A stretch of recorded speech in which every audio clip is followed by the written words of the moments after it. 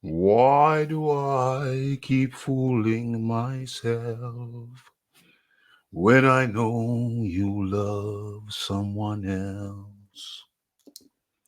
Only the fool breaks his own heart. Can somebody please tell me what the is going on? Cue the music, maestro. Damn it, from the beginning. Thank you. When you cue the music next time, maestro, make sure it's from the T-O-P. From the top. Am I going with this music today? I guess I am. It's not what I thought it would be. It's not what I anticipated. But sometimes, a nice little surprise is good. Even surprising yourself sometimes. Cute. Damn. Okay. So, I guess that was an impromptu mic check, sound check, microphone checker. Okay. You are in tune to the sounds, the smooth and mellow sounds of, you know it is, you know it is, you know what it is. It's Boxing Talk with Rafi. Episode. Where's the episode? Episode 80. 80.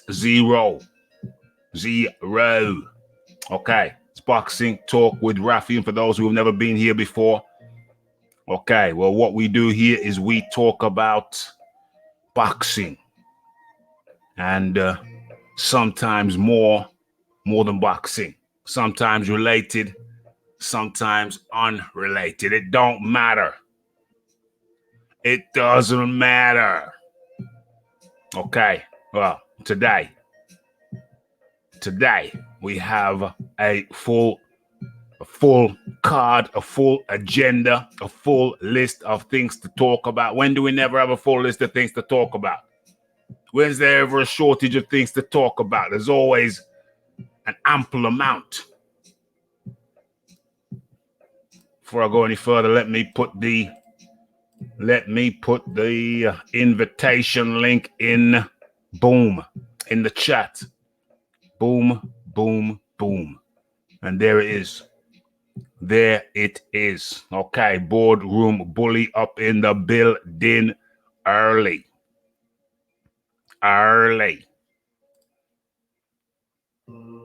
Excellente.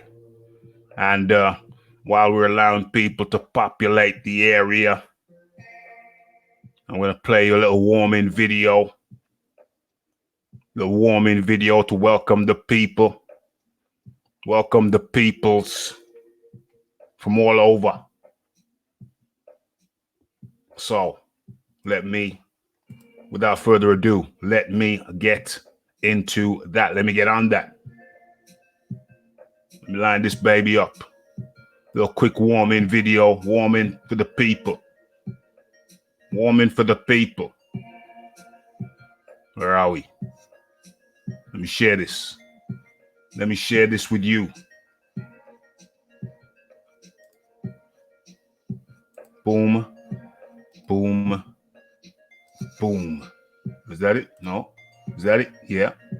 Yes. Okay. I think we are ready. Ready for the warming video. Without much further. Oh, let me stop that. Gotta kill the music. Forgot about the music. Let me stop sharing and kill the music momentarily. Okay. Ease up. Let me come back around on this. Let me share this like so. Boom. Boom. Boom. Okay. I think we're good now. Let me get the volume right on this. Okay. So, take it away, maestro. Yes. It's Raphael Dawkins. It's the Combat Radio. If you have not subscribed already, but you enjoy the content, then please kindly do so by hitting that bell icon. Okay, so without delay, let's get into this breaking story. Okay, so barbershop conversations here in the red top, red hoodie, better known as Fred. Sean Porter's father, Kenny Porter, here behind the guy in the black hoodie. And things go west fast. Fred is agitated and being held back. And we see as this thing proceeds, Fred gets increasingly agitated, then breaks free and runs. Runs up to the lady. I think the target was Kenny Porter, the father of Sean Porter. This is the lady of Kenny Porter, the father. This is barbershop conversation. He's made a sprint. Legs, feet seem all out of whack. Seems kind of knock-kneed there. And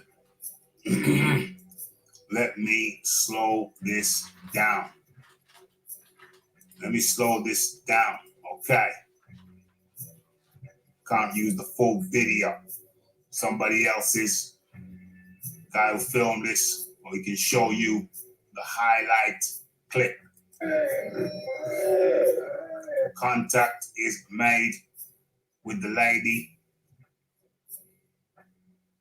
Kenny Porter has taken a couple of steps back. He's reaching out to grab the lady. This guy in the gray top, was he one of the Watson brothers? He's restraining Fred, who's irate at this point. And then I think Kenny pulls his fine-looking lady backwards towards him.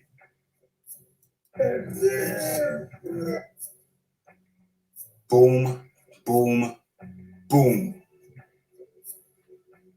Fred assaults the lady, question mark. You've seen what I've seen. You be the judge. Was that assault by barbershop conversations? Apparently, Fred, early on in the tape, alleges that Kenny struck him first, and he was going in to get his shot in. Apparently, Kenny pushed him in the face, or punched him in the face, or touched him in the face. But allegedly, Fred alleges that Kenny Porter assaulted him first. He was running in to get some revenge, and Kenny's fine lady stepped in the way. Wasn't gonna let her man get touched. Fine lady. And you see the repercussions as she reels back, as she's pulled back. And Fred being held back. Pushback. That was the pushback. Yeah, that's definitely one of the Watsons. So Fred is acting out in front of some very high-ranking PBC leaders. Barbershop conversations, acting out in front of PBC leaders. Wow, wow, wow.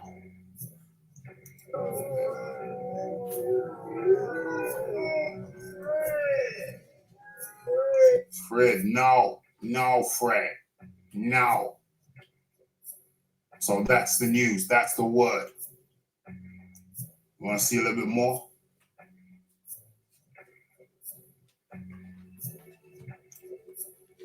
Okay, so at this point, Fred is remonstrating with Kenny Porter off screen.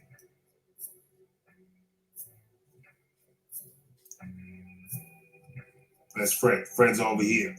Here is Kenny Porter and his fine lady here.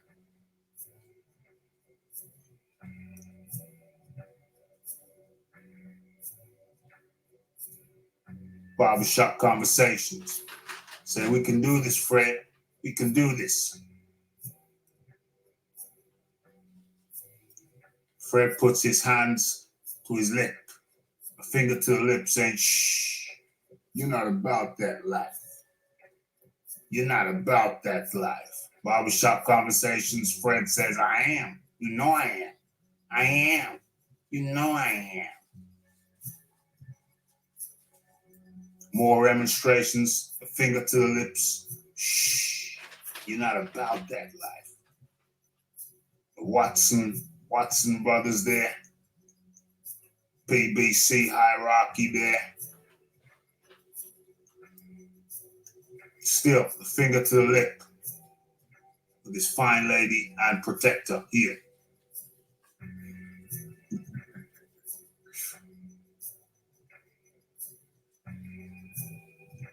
Fred still flapping his gums.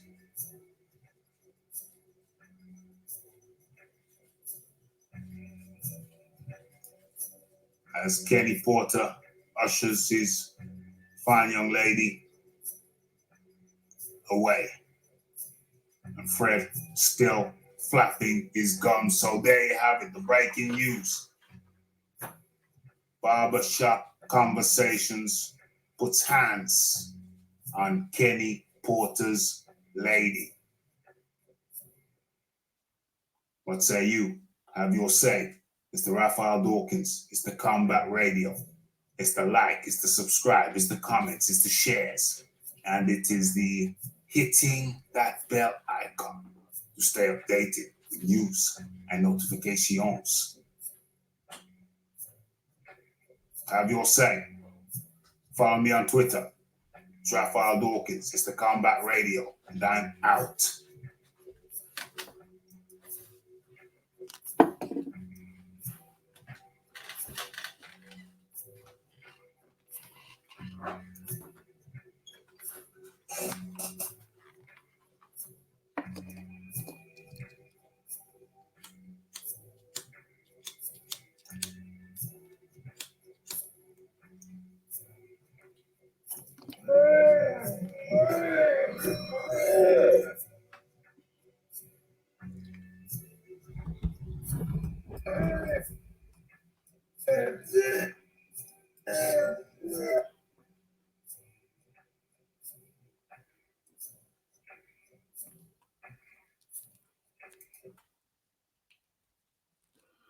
Yes, yes, yes. Let me get rid of that. Let me close this down. Stop sharing that. Let me come out of that. And let me get, why is that blinking for? Why ScreenYard? Why is that blinking? Why is that blinking? Let's get the music up. Why is that blinking? That red light is blinking. I don't like it when the red light blink. I don't like it when the red light blink. Okay. You want to get a bit of FaceTime? We got some FaceTime. Let's get some FaceTime up in this building. Okay. Let me turn this down a little bit. And we're ready to go. We are ready to roll. Okay. Hope you can hear that like I can hear that. Okay. So this is the start of the show proper. boxing talk with Rafi. You've just been watching the warm-in video. And what we got here? Dillian White versus Ruiz. Winner gets the AJ rematch. Has that been proposed? Has that been proposed? And anyway, who wants to see Ruiz straight away? Who wants to see Ruiz straight away? Not me. Not me.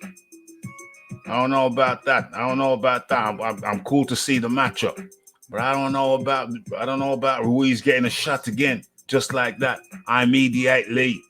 I'm not sure about that. Okay, AD up in the building.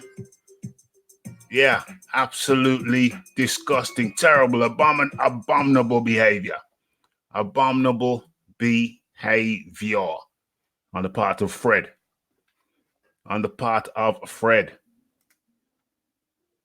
Barbershop versus. Yeah, man. I like the beauty shop product that we saw there. No disrespect to the lady. But yeah, it comes from a beautiful beauty shop. I'm down with that. Just tuned in. God of War's just tuned in. He's asking what's this all about. I uploaded that. You got to stay on the uploads, bro. You got to stay abreast of the uploads, bro. I uploaded that one, 2 days ago? Let me check.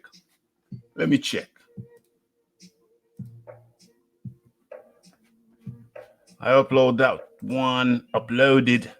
one. Let me see.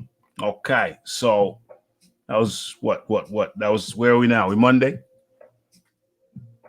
I think that was Saturday. Was that not Saturday? That's 2 days ago. Yeah, Saturday, Sunday, Monday. Yeah, that was uploaded on Saturday. Barbershop Conversations puts hands on lady. I could have spiced up the title a little bit more, but I just decided to keep it cool. You know, I didn't go with the salt or what have you. Some people did, and that's cool. But I just decided to, play it nice and mellow. Just went with the put hands on. As a matter of fact, after I went live just now, I was thinking to myself, I should upload the thumbnail. I should upgrade the thumbnail. Because this is the first topic we're starting off with before we get into the weekend's fights. I was thinking I should upgrade the thumbnail to include what the title would be. What would the title be? It would be LDBC versus PBC. As a matter of fact, I should do that. I'll do that immediately after the broadcast. Okay, who we got and what we got? Okay, so who's this? Okay, I heard something pop. What was that pop? Thought I'd been shot. Can everybody please stop getting shot? EJ Boxing in the building. Yes, Rafi. Yes. EJ's back. EJ's back with something. He sounds like he's in an echo chamber. EJ coming different every time, people. I keep telling you. You never know how this man's gonna come. I'm echoing now. You sound like you're in an echo chamber. You know those old you know those old the war stories, the war films from World War II in England, World War II, when people was in an underground bunker in a long tunnel. You sound like you're one of them underground tunnels, bro. I don't know how you found it, but damn. Mate. Let me go out and come back in and see if it sounds better then, yeah? Yeah. It might be just a question of the distance of the mic. I don't know. I mean, if your mic's far away, then that. No. Well, my mic's up. Well, you know what? Yeah, this is the thing. Let me listen to myself a bit, and then I'll try to sort it. I'll come back and say I'll mute myself. All right. Yeah. All okay. Right. No worries. All right. Yeah, man. No worries. Okay. So, where are we? Where's the music? No, there ain't no shame on you. Where is this? How come I'm behind? on Streamlabs? But yet, on YouTube, it's all good. Maybe that's the red flickering. Maybe that's what the red flickering was about. So I'm gonna have to reload. Yeah. This is what I'm saying. I thought I found it okay. I think you're talking to me about me, yeah? God of War. That sounds all right. Where's Rafi good? Rafi just gone. Rafi just left. Yeah, I had to There go you out. go. He's back. I had to go out and come back in. But yeah. 1, 2, 3. Testing. 1, 2. I sound all right. See, I told you I sound good. I just tested No, it. you sound different now. The echo's gone. Okay, well maybe it was because I listened to the YouTube one. I sounded fine, so I didn't know. Yeah, but okay, we're good now. We're good. Go ahead, Rafi. Either way, we're good. But trust me, bro. Trust me, you was echoey before, and now you're not. So you're all good. Everything is ship shape and Bristol fashion. Let me just get through. A couple of these.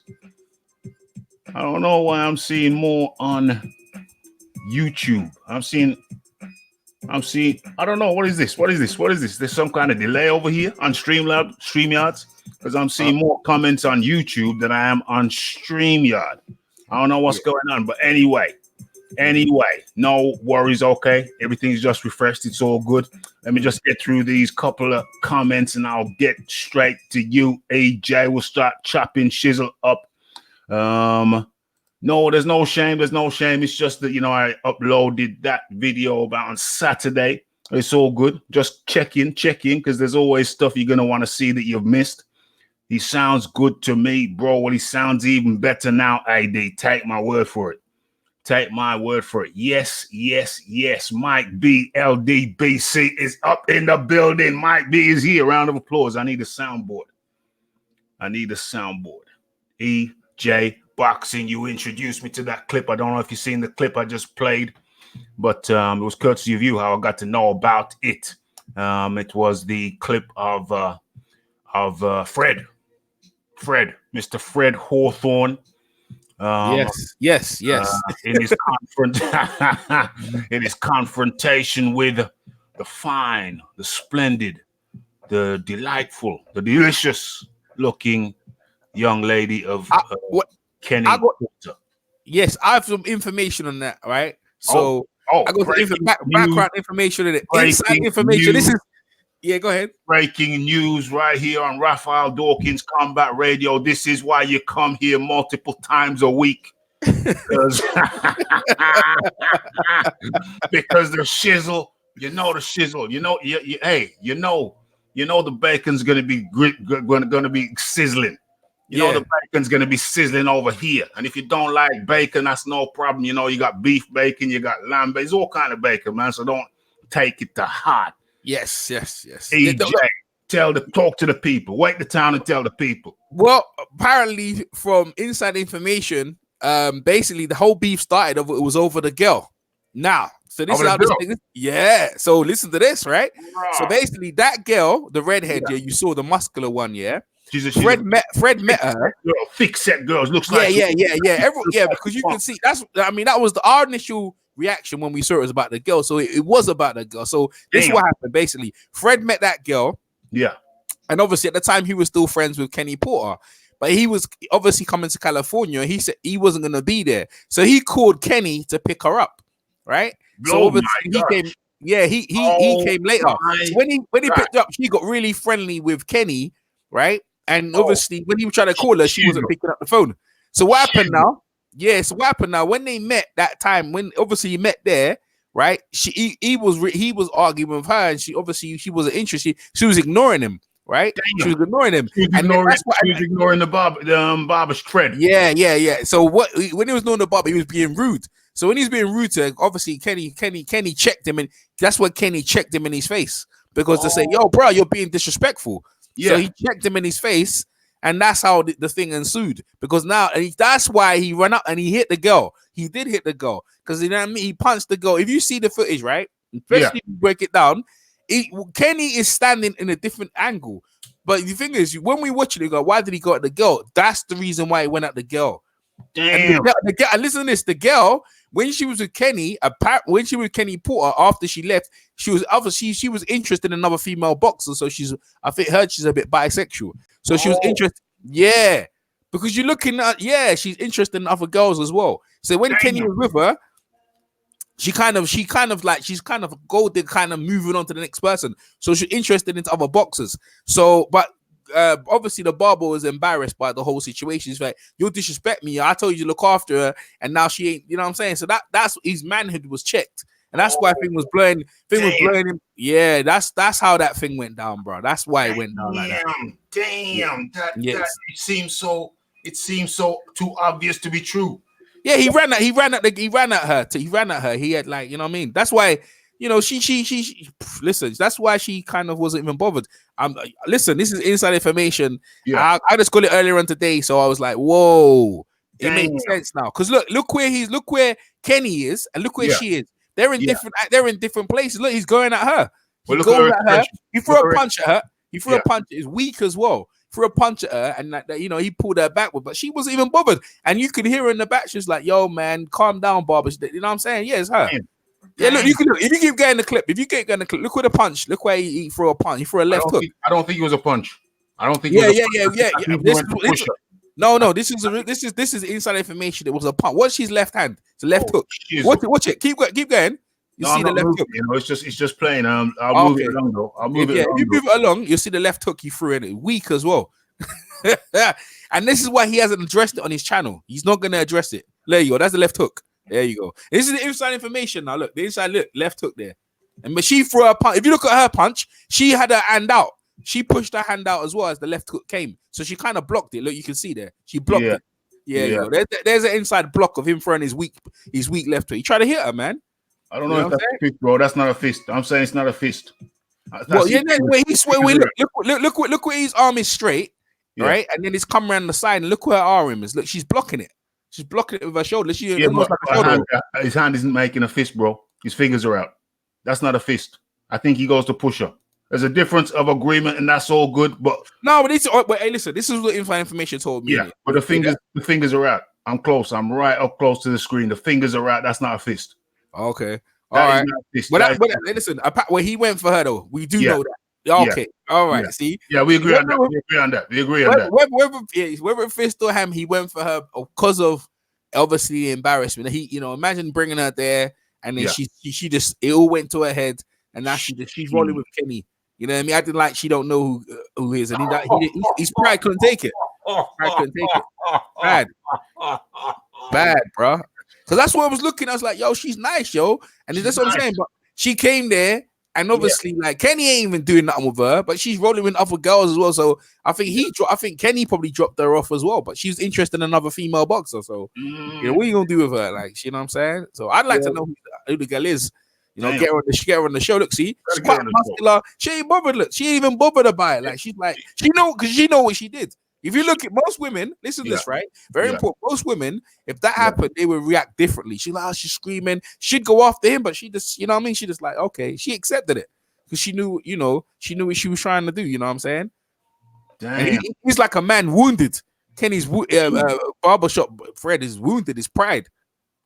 Damn. We're gonna get to the boxing soon, folks. But this we had to touch on this. And really and truly, you know, I've got a. This is boxing related, and also it's human related. Yeah, we do. Yeah, that's why he wanted to fight like gentlemen, because we can handle it like gentlemen. We can go somewhere. That's why he wanted to handle it like gentlemen. You know what I'm trying to say? Yeah, that's why he was talking about. You know, disrespect. What do you expect? You can't just walk up. If you're with a girl, another man disrespects you. Yeah. Another man checked you. See what I'm trying to say? So everyone thought it was other things. It was basically over the girl. It was over her. That's why. Damn. Okay, so before we get into the fights over the weekend, I really want to chop this up a little bit more. This is a human interest. This is a human. If anybody's waiting backstage, I mean, link is in the chat earlier on. If anybody's waiting backstage, I can't really see you right now because I'm screen sharing.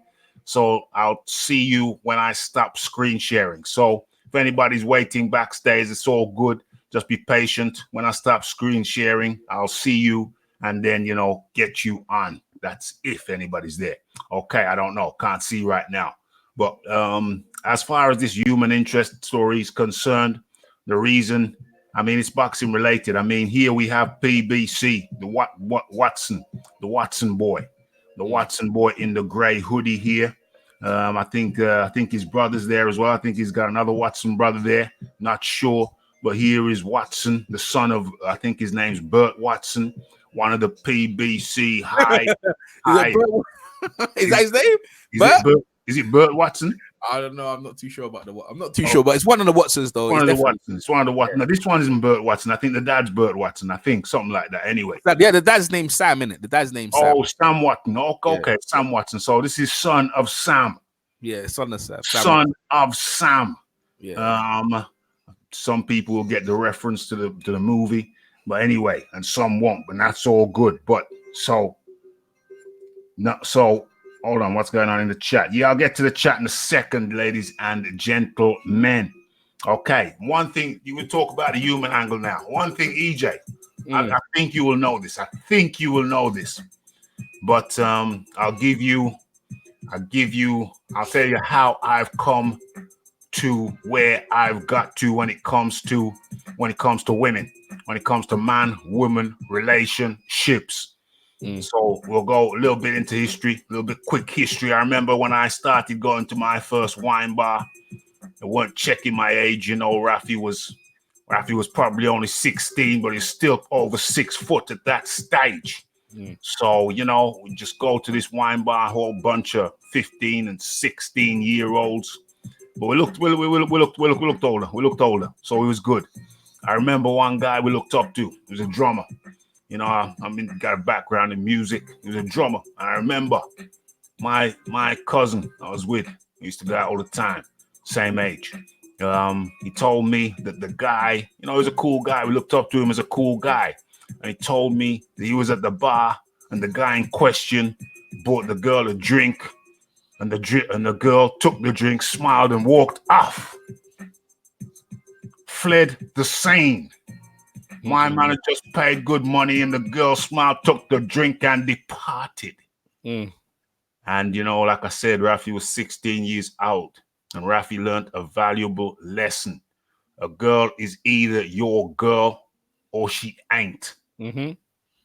So how does the lady here, redhead, in good shape, how does this work into this story? Well, the girl wasn't Fred's girl. So how are you going to tell another man to go and pick up, no disrespect, ladies, but I'm just using the term parcel. How are you going to tell another man to go and pick up a parcel and knowing full well that he could claim it? You haven't secured it yet. Or let's call it a bag. You're going to pick up a bag and you can't claim it. You can say it is. You got no documentation. You've got no allegiances. There's no loyalty yet. Because you have not secured the bag, the parcel, the package. The package is unsecured. So and now you've left that package in the hands of another man. Are you crazy? Now let's flick forward. Fast forward in the story of Raf. We're at the club in Oxford. And there's some DJ business going on. I'm involved. Travel down in a van, big van. One of the man them brought a woman. Man, she looked like she was some kind of top-notch table dancer. She was wearing kind of a close top, you know, fitted top. And she was wearing some, we know them as Batty Rider. Yeah. Other people will know them as hot pants. Yeah, Batty Rider or hot pants, half the cheeks hanging out, all in black, raven haired. She was a stunner. The girl was a stunner. Come the end of the night, I'm in the DJ box, DJ booth, and I finish my set. The girl comes and stands 1 centimeter in front of me. 1 centimeter in front of me. That means she's saying to me, are you prepared to step forward 1 centimeter? I looked at the girl. I said, clearly, the man's there. He has not secured the parcel. The parcel is insecure, unsecured. There is no name, no label on the parcel. You know, your boy Rafi had to take that step. 1 centimeter forward. And Shizzle changed. Shizzle changed. She wanted me to write my name on the label. Rafi had to write his name on the label. He was unsecured. The girl had no allegiances to the other guy. He just met the guy and put her in a van with a van full of man. She left out with one man and returned with another man. And that shizzle can happen. 100%. That shizzle can happen when your bag is insecure, unsecured. There is no label. There is no allegiance. And you're going to bring that parcel around a bag of man. EJ, does that make any sense whatsoever? Why would you do that? Yeah, 100%. And yeah, exactly. Like, I mean, you arrange to meet someone first and foremost. Yeah. And she's coming from somewhere, you're coming from somewhere in the States. And you're laying up to go to California. Obviously, Fred was going to show off to all the media and whatever. And he's trying to show off. That's why he said, yo, I'm going to put you with Kenny Porter. You know what I'm saying? We go, cool. But the thing is, if you're supposed to meet someone, you should be there. The fact you didn't turn up, what do you think she's going to do? You know what I'm saying? She probably, and this is what I think, ignored them on purpose and dressed that way provocatively to show him, look what you missed out on, to burn him up. And then she, to burn him. She that's what she was doing. She knew exactly. Women know exactly how to play the thing. And Kenny thought, bro, look what Kenny played up to it. You know, you know what I mean? Played up to it, and that's why he was playing. Oh, shh. That's why he's winding him up and embarrassed him even more. But if you look at her, she didn't even try to hit. She didn't even come at Fred or nothing. She just like, all right, whatever. Yeah, you're right. You know, she knows she weak. She knows she you know what I mean. But that's a woman. Women are like that though. You know what I'm saying? Bro. Yeah. The bag was unsecured, bro.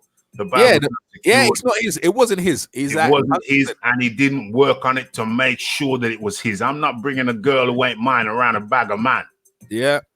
He's probably been calling her. He was probably calling her nonstop. She wasn't picking up her phone, and he's stressed out. By the time he saw her, this guy never slept in his bed. By the time he saw her, you know what I'm saying? She had all dressed out. Because everyone saw her, it's like, yo, so that's Kenny's new girl.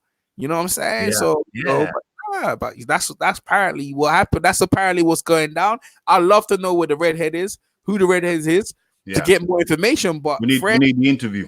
Yeah, we do. But Fred, this is why Fred hasn't addressed it, because he knows, he just tried to blow it over. And you know what I mean? But he got punked, man. He got punked in a way, real bad. He got punked, bro. And it's on camera for everyone to see that he went, look, people were talking about Fred, and obviously he's affiliated with other people who look like him and saying he's for people who look like him. But at the same time, she looks like you, and look how you're treating her, bro. So I don't know what to say. But at the same time, if you look on that angle in a nutshell of that situation, who is right, who is wrong? I mean, if a woman rejects you, there's no need to try to hit her, but or disrespect her in that way. Let's go. I mean, you go about your business, but trying to tear her down or it ain't a good look, bro. You know what I'm saying? A good look whatsoever. Because he didn't go at Kenny Porter. He didn't go at Kenny Porter. Even if you look at this clip at the minute, there's one guy filming the camera directly in her. She is built, man. She does something. She's built on some weight. She's not even fazed by what he did, and Kenny he didn't attack Penny. He didn't creep round and sneak attack Kenny. He went straight for her. That's straight for her. Whatever, hit, push, how you even you see it. He went straight for her, and that it just looked childish and immature. But end of the day, listen, you lost, bro. You had your opportunity, I mean, she was there. She would have left you anyway, though. I feel like you said, even if he secured the package, you already see what her tendencies are already to leave you. So why are you fighting over something? It's not yours anyway, Was not secure. It was not. This package was not secured. Yeah. The package was not secured, and as such, then it was almost like an unstable package handled with care. Yeah. And unfortunately for Fred Hawthorne, he failed to secure the package. Hurts, man. It hurts. This is why he hasn't addressed it. He on his live. He had a live yesterday. None of the people Ronan addressed it. Nobody addressed it. Nah, he hasn't addressed it. He's not gonna address it. He's not gonna talk about it because end of the day, it's like he's wounded. It's wound, boy. Like wound. Dang. You invite a girl out there, she goes off with things. It's like, yo, he's wound to his manlyhood. He thinks he's better looking than obviously Kenny. How could you know what I'm trying to say? And then also as well, it's like in front of the Watsons and all them people, what I'm hearing is that he's done. Like he's done in terms of, well, especially with PBC, he was the zone event. He can cover to the zone event. But apparently, people saying he ain't getting no access no more. He ain't getting no access. Access. Nothing. He's shut down in every avenue. You know what I mean? He's been limited to the Ellie Sekbak. I remember Ellie Sekbak had mad access until after with Freddie Roach, right? When they had the incident with Freddie Roach inside the gym, your whole thing, Freddie Roach said, mentioned certain things. And from that, his access was limited, and he's never been the same. The only guy I know who has the most access, especially on this YouTube thing, is Kugan Cassius and IFL. You know what I mean? And Fight Hype have been restricted. They don't like the way, I think is it Matchroom? I don't think the way Matchroom is treating them. I think it's Matchroom. So Fight Hype don't really get along with Matchroom at the minute. But IFL really keep it in the middle, and they have access with Frank Warren, Eddie Hearn, and everywhere else in between. They have no limitations no more. Where other people who make a stance or make opinion, you get limited. You get limited. But you would do because you're not really reading the game. But to stay impartial like that is very hard. But hey, listen, Fred has made his bed, so he's gonna have to lay in it. You know what I'm saying? 100%. 100%. Okay, so we done that. We covered that. If the bag is not secured, then handle with care. Okay. So let's do the roll call. How deep are we? Okay. We that deep. It's okay. We got DJ in the building, obviously. You heard it. It's here. Much appreciated. We got start from the TOP, the boardroom bully. We got AD. We got Eduardo de la Hearns, God of War. Mike B up in the building. Fuzzy in the building. The AOBZ says, wait, he's married. Yes, he is married. I'm not sure. Yeah, I'm pretty sure. That's why he's not addressing it. That's why he's not addressing it. Can't address it. Fred fighting over these chicks. That ain't player, Fred. Shake my head. Shake my head. Boardroom Billy said he don't believe. I don't know what you don't believe, bro. I don't know what you don't believe. Write it in the chat. We can address it. Barry Hearn up in the building. Marla up in the building. Whatever. The guy's attacking women, and that's clear. And yeah, 100. That is clear. What are you saying? Fred mad after being refused parental rights to his baby. To his baby with Wilder. Ross Clark up in the building. How you doing, bro? What's going on, man? Yeah, man, we're talking about. I'm good. I hope you're good over there in the US of A. Yeah, it's cool. It's raining over here. Damn. You bought your turkey yet? No. Yeah, we actually out here we do whatever we make in Thanksgiving, we do make during the Christmas time. So that's turkey. Is that turkey? Yeah, it's turkey. Yeah, that's traditional. The traditional turkey. Okay. Yeah. You don't no eat beef, no pork. Pork. No beef, no pork. What? Who's no beef in your household? In your household? Yes. In our household, no. I got you. No beef, no pork. I got you. Yeah. I like a good bit of bison myself, but that's how that goes. So, Fred, are you familiar with the Fred story? Fred and the redhead? Yeah, that's.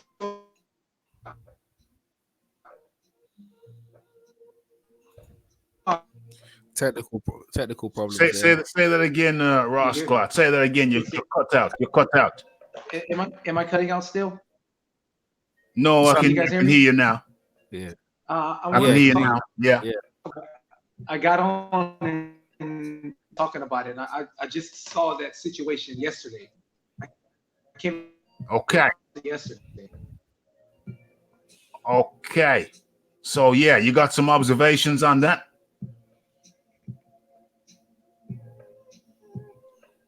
I think he made himself. I think Fred made himself look like a fool. Yeah. Okay. Ross Clark, you're cutting out, bro. You're cutting out. I'll give you a chance to get a better signal and come back to you in a second. Okay. So what we're going to do is we're going to come back to that topic. We're going to come back to that topic when Ross Clark signal clears up. But in the meantime, we're going with we're just finishing up the roll call.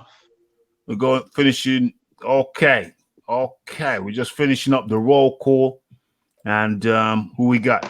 We got Kieran Betts up in the building. Georgie Porgy, gang up in the building. Yes, Georgie. And what does he say? Fred Whack and a woman beater. Damn. Fred got himself all solid out here. All solid up out here. Okay. So let's get into Ross Clark. How you doing? Oh, I'm good. I'm just tuning in. It look like it's a bad internet connection here. We can hear you talk right now. So if you want to give us your take, you want to give us your take on the Fred situation. Okay. I was gonna say it's embarrassing. He's supposed to be a media outlet. I think he's maybe still upset because PPC took away his press pass, so he's angry.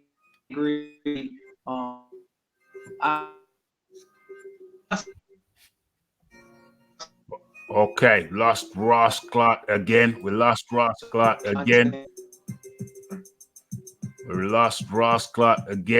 Okay. Go ahead. Okay, we lost Ross Clark I'll again. come back. You're very choppy, my friend. So I'll just let you. I'm gonna call back. Yeah, I'll let you call. All right. Okay, bro. All right. Okay, bro. Okay, so we're gonna get into some of the fights of the weekend. Where do I start? Where do I begin? I want to begin with F.A. Ajagba, EJ Boxing. Did you see that fight?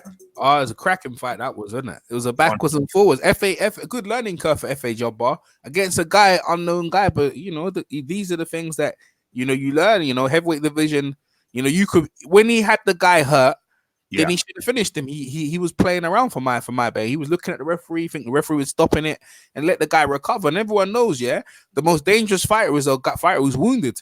And his eyes opened up and he landed on F.A. Ajagba. After Ajagba put him down, F.A. Ajagba was kind of took his foot off the pedal and allowed the opponent to come back and put him down on the canvas. And it was touch and go right there. But as we've seen, F.A. Ajagba there again and put him down. But at that point, you're looking at it, it's like, if this guy, we don't really know too much about putting him down, then what can I do about him? So at this point, it was a very good learning curve for him. But what they always say in wrestling, when you pin someone, make sure you cover them properly. Wrestling saying it's the same with boxing. When you hurt someone, finish them off. George Foreman always said that. When I hurt someone, let's get them out of there quick. You don't want to hang them around because you can cause more damage hitting someone, and when someone's ready to go, you pull back. You could accumulate more damage. So I think F.A. Ajagba might learn that lesson because when he had his chance, he made sure he finished him this time. So 100. It was a great fight, though. It was a great fight for the fans. One of the best watch. If you look at that, good. It was a good fight to watch, though. Excellent. It was indeed. F.A. Ajagba, we saw him floored for the first time. I think it's the first time as a pro we've seen him on the ground. But that was interesting because he shipped the punch and he got right back up. It was a good shot that he ate a good shot. Yes. That was a good shot that he ate. Walked right into it because F.A., from what it appears like to me, doesn't have the most head movement. Being a heavyweight, that's kind of consistent, but still the bob and move is handy. The bob and weave is handy. It's good to move your head. He doesn't have much head movement. That's going forward. I think that's something F.A. needs to work on. Needs to work on his head movement. Do you think that some of his shots are a little bit telegraphed? At this stage in a minute, when you fight an opponent that you're supposed to win, you get kind of complacent. So I agree that everything was telegraphed, but because at that point he's never had any competition. He hasn't got up for the fight, so you can pull it down to maybe he didn't take the opponent seriously and he wasn't sharp as he could have. But I've been saying that I won't take anything away from that. The opponent put him down, and end of the day, like he can improve on what he needs to. All the lackadaisical, and you're right, he's punched a telegraph, so he needs to tighten up on his game as he goes forward. Yes, 100%. Definitely got to tighten up on that shizzle. But I think he said it himself. There's an article. Where is the article? First of all, let me check backstage over here. Okay, everything's clear. There is an article. F.A. Ajagba fights like killer days will help me perform better. The article speaks of F.A. Ajagba saying, well, hey, what does he say? Let me get a quote. Out of this. When I got knocked down, I didn't see the punch coming. I tried to hit him with the left hook, and that's when I got caught, Ajagba said. He has a lot of experience, and he's a good fighter. This kind of fight will help me perform better in the future. What does it say? This guy was a good fighter, and he can take a lot of shots. I missed a lot of shots. Ronnie Shields, my trainer, kept telling me to work behind the jab and come back with the hook. It's something that I have to learn to do. I made some mistakes. I will go back to the gym and work on it. I'll do better next time. I think it was a good learning curve for him. 100%. You can only get better. I mean, and a lot of guys, they said in their career, Tyson Fury was down, I think John McDermott earlier in his career. And then usually when you get in that, it's good to have it that stage, and especially to come through it. Tyson Fury was down again later on against Steve Cunningham in his career, and obviously he went on to beat Vladimir. So you can get better if you work on it. If you work on if you're supposed to beat these opponents, then do it. For me, I looked in it, and he took his foot off the pedal, looking at the referee, thinking, because at some point this is the hurt or be hurt game, and he realized at that point, he's like, yo. The referee, look, I'm trying to help this guy to let the referee finish the fight, but no one's helping me. So he got off the canvas and he did what he's supposed to do. So, it was good. He'll go on to put himself, the Joe Joyce, the Daniel Dubois, Tony Yoko, Philip Hovovich, and them guys there to make a name for himself. But you need to get past these opponents, and he definitely did. And it was entertaining for the fans, definitely. Touch and go right there.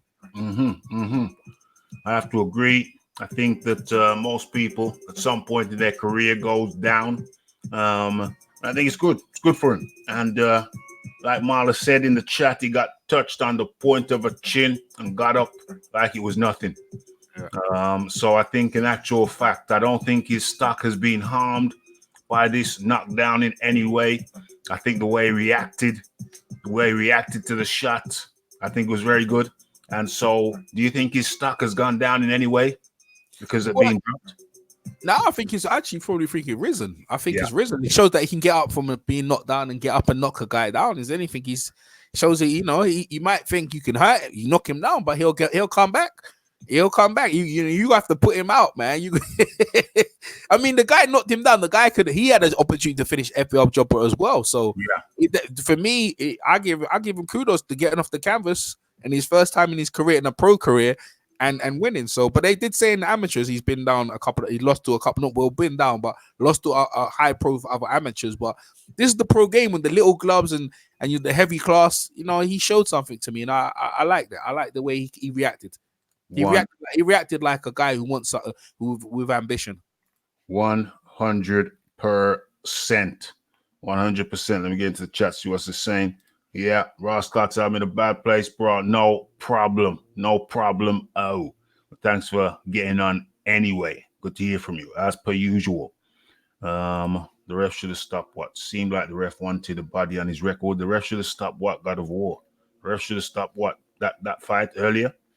Might be better for Ajagba to experience this early than experience it late and not know how to deal with it. 100%. 100%. Marla writes, FA needs to look to dominate with the jab in the center of the ring, throw combinations after jab punches to the body and head, and move his head more. 100. I think FA acknowledges that. Ronnie Shields wanted him to work behind the jab, hook off the jab. He said he's got work to do, so it's good that he recognizes some of the things that he needs to implement moving forward, get better at moving forward. Good learning curve, which he acknowledges himself. The other opponent is a good puncher, something they didn't know about. Indeed. FA got hit right on the point of the chin and got up and recovered pretty damn well. And to add some history to what's being said, the Dark Destroyer Nigel Benn was the best comeback fighter when he was hurt. Watch his fights. Came out with bombs and won, says Fuzzy. Indeed. Kilades showed big heart, but he took so many hard punches. The ref really wanted someone. The referee could have stopped it at any moment. There's times when Kilades was staggering around. I agree, it could have been stopped earlier. He was out on his feet and fighting back on autopilot. Yeah, he could have stopped it, no doubt at all. UFC, MMA, boxing news, good show. Good to have you. Where are we? I'll put the link in the chat again. Boom. Link is in the chat. So if you want to jump on, go ahead and jump on. We are most welcoming. Okay, Fuzzy's here. Run out with space on my last text. But yeah, if you wanna see a fighter get rocked and then see them come back from out with heart, watch Big Ben. Yes, indeed. Ben did that shizzle on the regular. Okay, so we've done that one. What are we looking at next? Which fight are we going to next? I think, what have I written in my description box? Let me look at the order.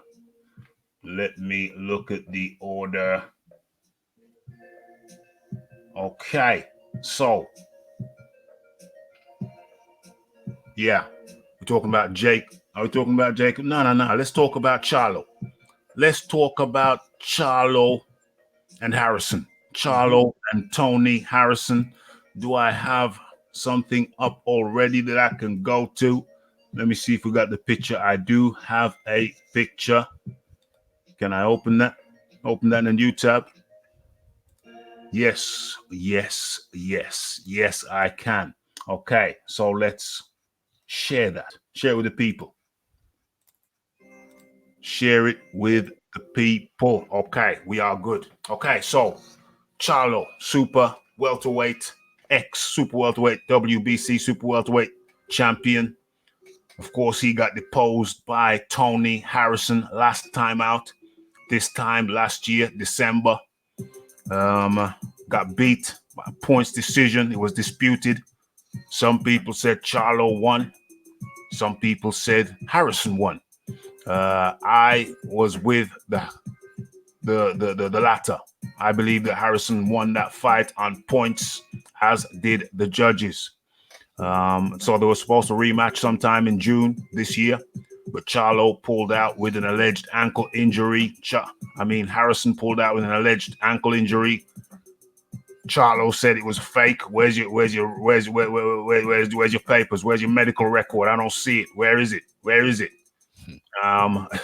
But they eventually got back in the ring. Much bad mouthing. I didn't like the way Charlo was cursing in the press conference. You know, this ain't a Larry Driver's canteen. Is my point. This thing is going worldwide. It's a worldwide press conference. I think you need a certain level of decorum. Badmouth each other for sure, but choose your words wisely so they can be aired. A lot of that stuff you had to be bleeped. A lot of that stuff Tony Harrison saying was having to be bleeped, and people have come back to me and said, "But Tony Harrison's a nice guy." I believe he's a nice guy, but I think Charlo just got him so amped. That he was almost running on nervous energy. He was running on nervous energy in those press conferences, and he didn't want to get out talked by Charlo, so he went way over the top. I'm not saying you can't have smack talk. You can have smack talk. Smack talk can be good, but you got to know how to do it. You got to know how to smack talk and still have that thing prime time friendly. You want sponsorship. You want to get backing. You want sponsorship. You want some kind of, you want to get free cars. You want to get upgrades on everything you got. You know what I'm saying? Somebody, a house builder in your area, wants you to buy one of his houses and tell your rich friends, you know, you get a big discount. If you want all of those perks of your position as champion, or the position you had as champion and the position you still hold as a high ranking boxer. If you want those perks, if you want to be commercially successful, you shouldn't just be depending on your purse for your fights. You become really successful when you have commercial deals outside of the ring, when you're earning money outside of the ring. And so I think that Harrison really needs a business manager. You know, boxing's more than what you do in the ring and what you do in the training. You want to maximize your income for your current family and your family's future family.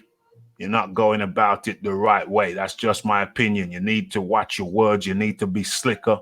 You need to be slicker with your words. But getting into the fight, I predicted that Charlo would finish Harrison by KO late in the fight. That's exactly what happened. But I watched the fight. What the hell? My phone's going nuts. But I watched the fight at like 5 a.m. I was very, very tired, and I was nodding off at times, I will admit, and sometimes I was saying, is this right? Is what I'm seeing correct? Is Tony Harrison really taking Charlo to school? I know he's the better boxer. I already know that. Everybody knows that. But at times, it seemed to me that he was taking Charlo to school. Charlo had a good start. The game plan was to go to the body and then whip up to the head. Body, then whip up to the head. And he was working. He was working in the first round, I believe, a little bit early. He was working early, and then he abandoned that strategy. And if anything, it looked like Harrison incorporated that strategy into his strategy. And Harrison was doing to him later what he was doing to Harrison early. And it looked like to me, in my tired state, that Harrison was putting a bit of a lesson on him at times. But Charlo stuck with it. He's not a slicker boxer. He's not as good a boxer as Harrison, but he does have more power. And I believe he would have the power to stop Harrison. And I think it was in the 11th round when the thing came to a conclusion. Harrison dropped twice in that round. Of course, he was dropped in the second round. Or was it the first? He was dropped in the second round, but got up and did very well after that. But in the third round, he got dropped twice. And then anybody who see my video will know, include a little bit of footage on that.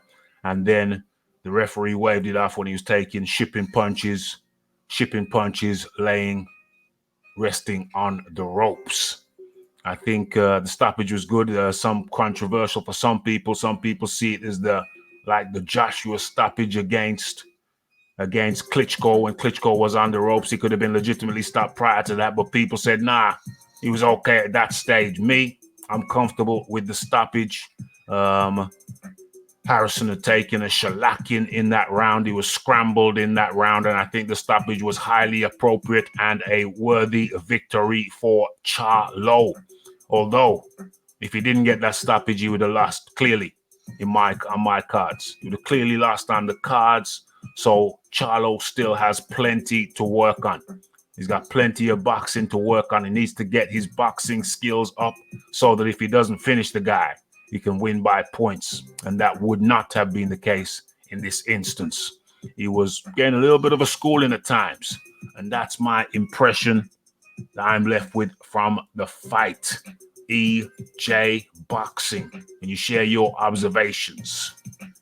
Yeah, it was a great fight. Yeah.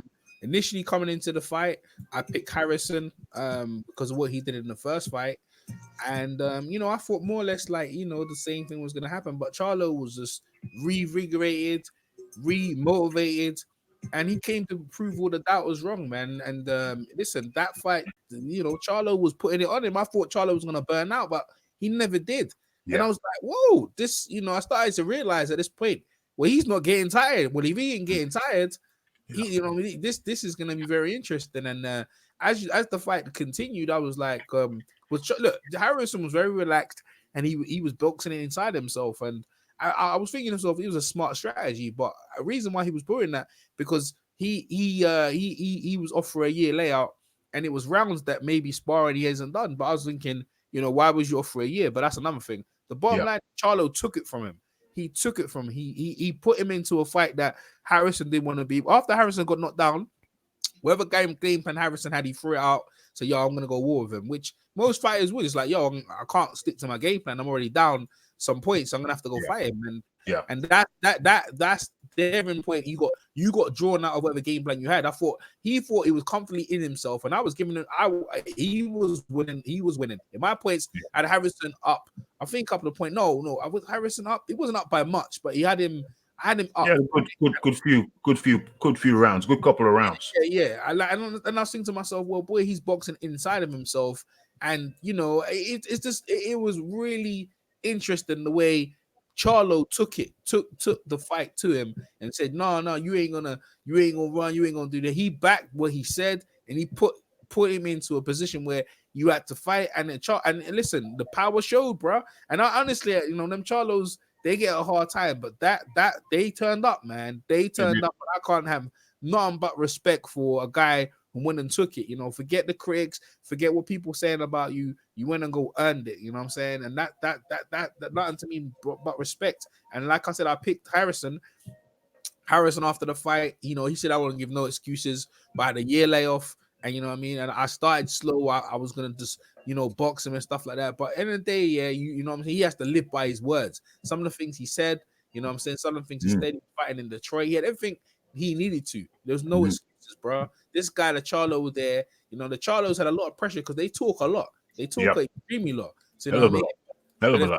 The brothers, them, that showed up, and now they can sit and say, yo, what's up? Yo, what's up? All the critics now, what would you have to say to me now? You know what I'm saying? Like, how you like me now? So I was like, you know what I'm saying? Like, I was like, yo, and the brothers is like, you know what I mean? I look at it. I remember there was a girl called Dubois Brown. She told me about the Charlo. They gonna be beast. I said, what, them? And I said, hey, Ray, that is a big mouth Americans, man. You ain't saying that. Nah. They gonna be. I said, nah. But now the world knows, man. Well, the world knows. They can't be denied.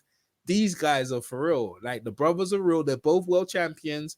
And what a good way to end up 2020. One of the fights of the year. And that was an exciting fight for the fans. That's what you want. PVC, wherever you're, PVC or the zone, that's how you want your fights, bro. You want your fights exciting. And that, they gave excitement for the fans. And it was great. It was great. I really enjoyed it. Most of the UK people didn't stay up for it. And I was like, I don't know if I'm going to stay up. But these, obviously, the Americans over here, they were telling me, man, it's going to be a good fight. They were hyping up. I was like, yo, why, man? Harris, we beat him already. Why is it going to be good? But I'm glad I stayed up. That fight was amazing. Absolutely amazing. It was one of those things where I wasn't sure whether I was going to stay up for it. I thought I'd catch it in the morning. Yeah. But one thing led to another. It was Saturday, and, next thing I knew, it was only a couple of hours to wait. And I thought, what the hell? Might as well wait up and watch this shizzle go down. Like I said, I was fully alert for the first round, but then I found myself kind of coming in and out. I was going in and out of consciousness. I was asleep. I was awake. I was asleep. I was awake. Falling asleep for like half a second, and then, wow, what did I miss? What did I miss? No, only a few seconds. Okay. And it went from Charlo having a good start to Charlo getting in trouble, to Harrison getting Charlo in trouble. He was outboxing him. He was clearly outboxing him for significant periods of time. But Charlo stuck in there, was persistent, stayed to the game plan, which it's a good thing for him. And it worked out. It was a cracking fight. No doubt about it. It was a cracking fight. Glad I stayed up like you, EJ. But Charlo has work to do, EJ. He's got to become a better boxer. got to become a better boxer. And so, okay, we've wrapped up the Charlo situation, and let's go back over and see what the next topic is going to be. I know exactly what it is. I know exactly what it is. Let me see if I can find some visuals to accompany it. Oh yeah, I'm good. I'm in good shape. I found it. Okay, so here is the, where am I? Where's my face? Let's get some FaceTime going. Okay, so Mike B says boxers with a shoe deal with Nike. AJ got a deal with Apple. Endorsement deals don't come like that for boxers. Boxer with a shoe deal with Nike. Okay, so AJ's got multiple. Listen, you look at the leader, you follow the leader, you look at the leader of the game, and you learn. Remind me later on that. Yeah, and you learn from the leader. Follow the leader. You want some of the benefits you see the leader getting. Well, follow the leader. Look at what the leader's doing. Look how the leader does it. You know who the leader is. It's Anthony Joshua with endorsement deals galore. Yeah, it ain't rocket science. Follow the leader. You know, look how he does things, and then make it your own. Develop your style. Let it be influenced by the leader and develop your own style within that framework. Yeah, and endorsement deals. We'll see boxers getting endorsement deals. What I can say is follow the leader. Follow the leader. 192. I got a guy called 192 Boxing. Is that Justin? I see your background. I see you in the background, Justin. If it's you, we can't do it. You know the copper thing where I'm gonna click on, and I suspect it's gonna be you. 1920 Boxer. It's you, isn't it, Justin? Yeah. Okay, can't do it, Justin. I'm gonna have to kick you off, and I'll explain to you again why we can't do this, Justin. You know, YouTube got this new thing called copper that's come out, and it's something to do with child protection. They're trying to protect children. A lot of rules. I don't know the rules, but for now, I can't have you on until it's clear what's going on with this copper thing. They're trying to protect you, trying to protect the kiddies. And so, yeah, they got a whole lot of rules about can you come on? I don't know right now, but eventually that matter will be clarified and we will know. But until then, Justin, can't do it. What do you know about copper, EJ? This copper thing. What's that to do with child protection and stuff? The new thing YouTube are rolling out. Some child protection. What it is that, you know, obviously they got a lot of things. They got in trouble by using child things. So it's just protection. Yeah. That YouTube thing. You know, when you're doing stuff, is it child friendly? So yeah, like I just said, all my stuff is adult. I don't want to, so they can comb through your stuff. I make my stuff all adult. Yeah. And like if you're doing YouTube and you're trying to say is it child friendly? Like, most of our stuff is boxing. Yeah. The language is quite salty sometimes. Yeah. I just put no. It's not for kids. Not for kids. Yeah, it's not for kids. No, I wouldn't Not say for kids. And so if I have a kid on, then that could be some kind of violation of the not for kids thing. You say no, not exactly. No, because again. You've already claimed it as an adult, so it's not purposely for kids, even though he is young. Yeah. But at the same time, you don't want you until it's clear. Until it's cleared up, you don't want to violate. I don't want to violate no rules or anything like that. Justin, I'm pretty sure it's going to be okay in the long run, but in the short term, I just think I have to be careful. We have to be careful. We have to make sure we're not violating any rules by accident. So, for the next few weeks, I think in the new year, copper comes active, we'll know more. But by all means, for sure, tune in, smash the like button, subscribe, and I'm sure we'll be able to get you on sometime in the new year when we know more about this shizzle. But stick around. Don't disappear. Keep on doing your thing. Keep on pressing on. Keep on working on your channel. Okay, same ref from the Fury. Wilder fight. Let Fury carry on after he was flat on his back and looked done. But Harrison was on his feet saying no and get stopped. Well, you know, Harrison looked like he was out to me. It's only when the fight got waved off that he kind of popped up like everything's good. But he was shipping shots, bro. That guy Harrison was shipping shots. He was taking a shellacking. Yeah, the referee did the right thing stopping the fight. I The think referee did the right thing by me. Carry on. He admitted after, he said the referee did the right thing. Oh, okay.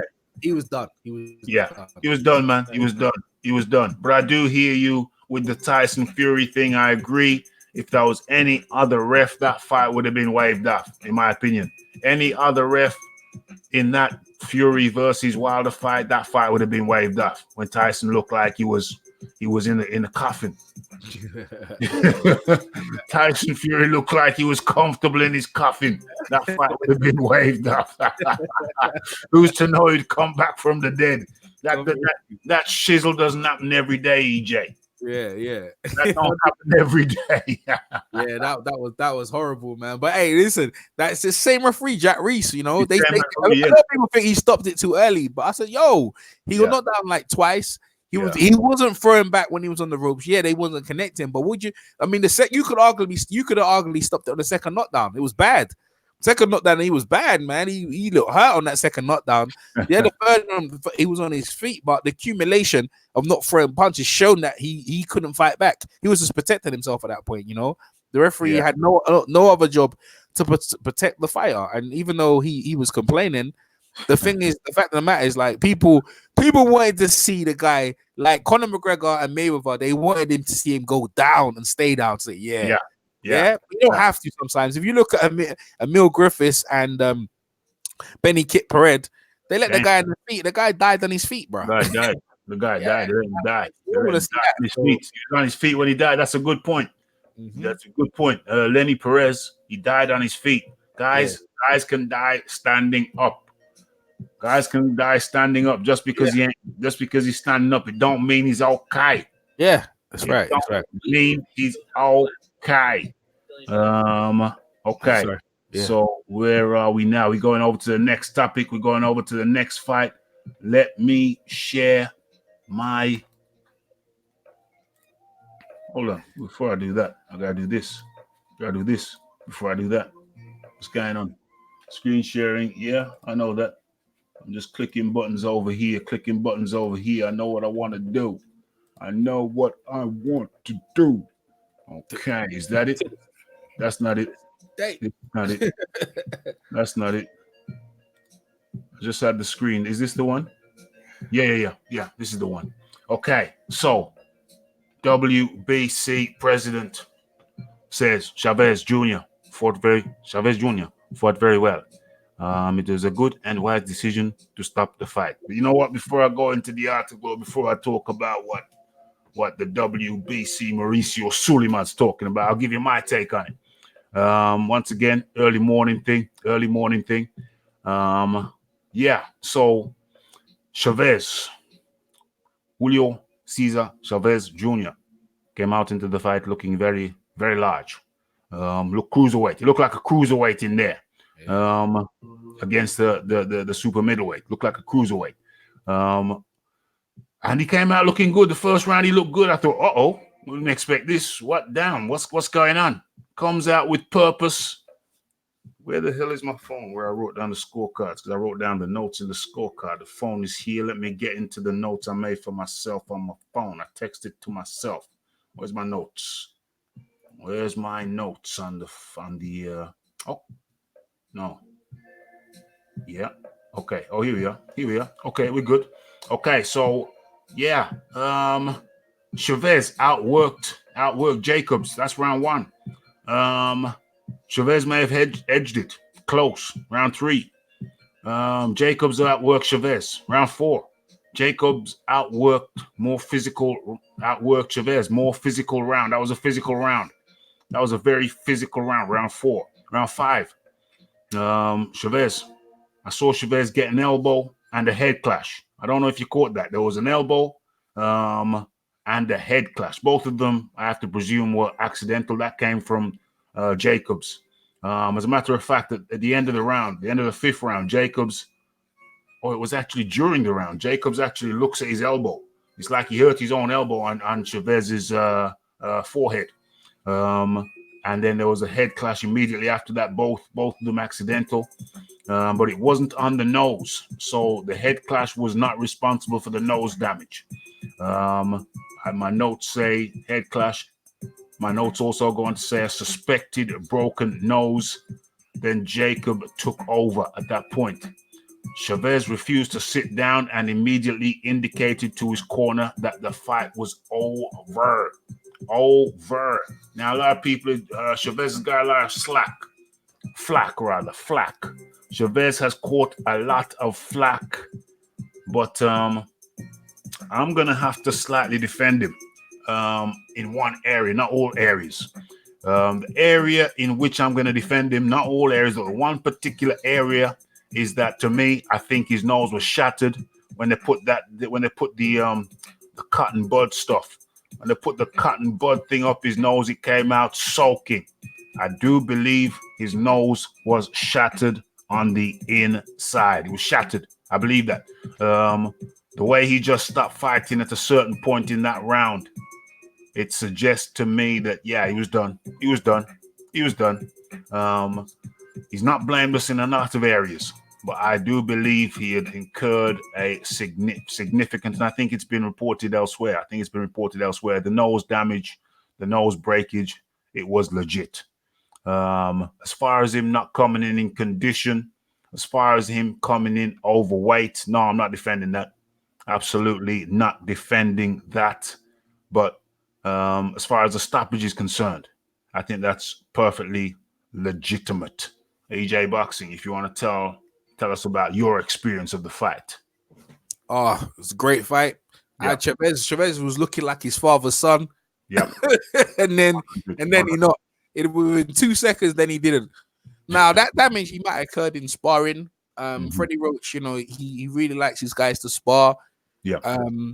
But there's a lot of pressure on his son. He can never live up to his father. His father had like 107 fights, 6 losses, 2 draws.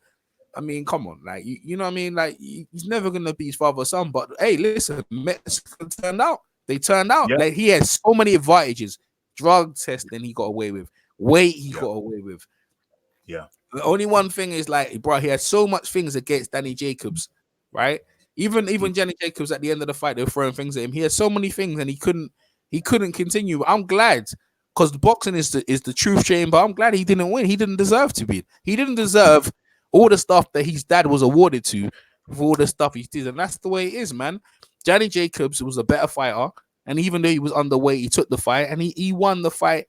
Good. I'm glad that Chavez went for his word. Chavez is complaining about nose or why, but no one wants to hear none of your why. It's like, you cry wolf once, twice. No, you're not hearing it no more.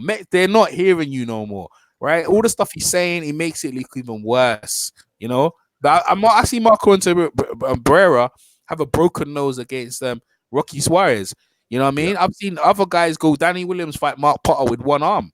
These are the pain game, bro. Like, what did you think? Someone's hitting me back? Of course. We don't want to hear you in hospital. Your nose is broken. You deserve your nose broken. You cheat too much. You know what I mean? So there's no, you're not getting no sympathy from no one else. The Mexican fans are not getting no sympathy for us because the dad, you're still your father's son. End of the day, in name. But bro, if I was like people said, you know what they say about him? They don't even say he's a Mexican. They say he's American. That's what people. That's what I'm hearing. He's bad, bro. Mexicans don't joke, bro. They don't even say it, you know what I'm saying? Like they say, nah, they disown them, bro. They say, nah, this guy don't know who this guy is, you know what I'm saying? Because Mexicans are known to go out on their shield. But I say there's 2 times this has happened, right? This is Victor Ortiz in his second fight with Andre Alberto, and this fight here. But they can say Victor Ortiz was a Mexican, he had Mexican heritage, but the Mexican fighter just quitting and say this, that about his nose. Nah, man, it went off bad, bro. It went off bad. And especially so many things he was awarded to.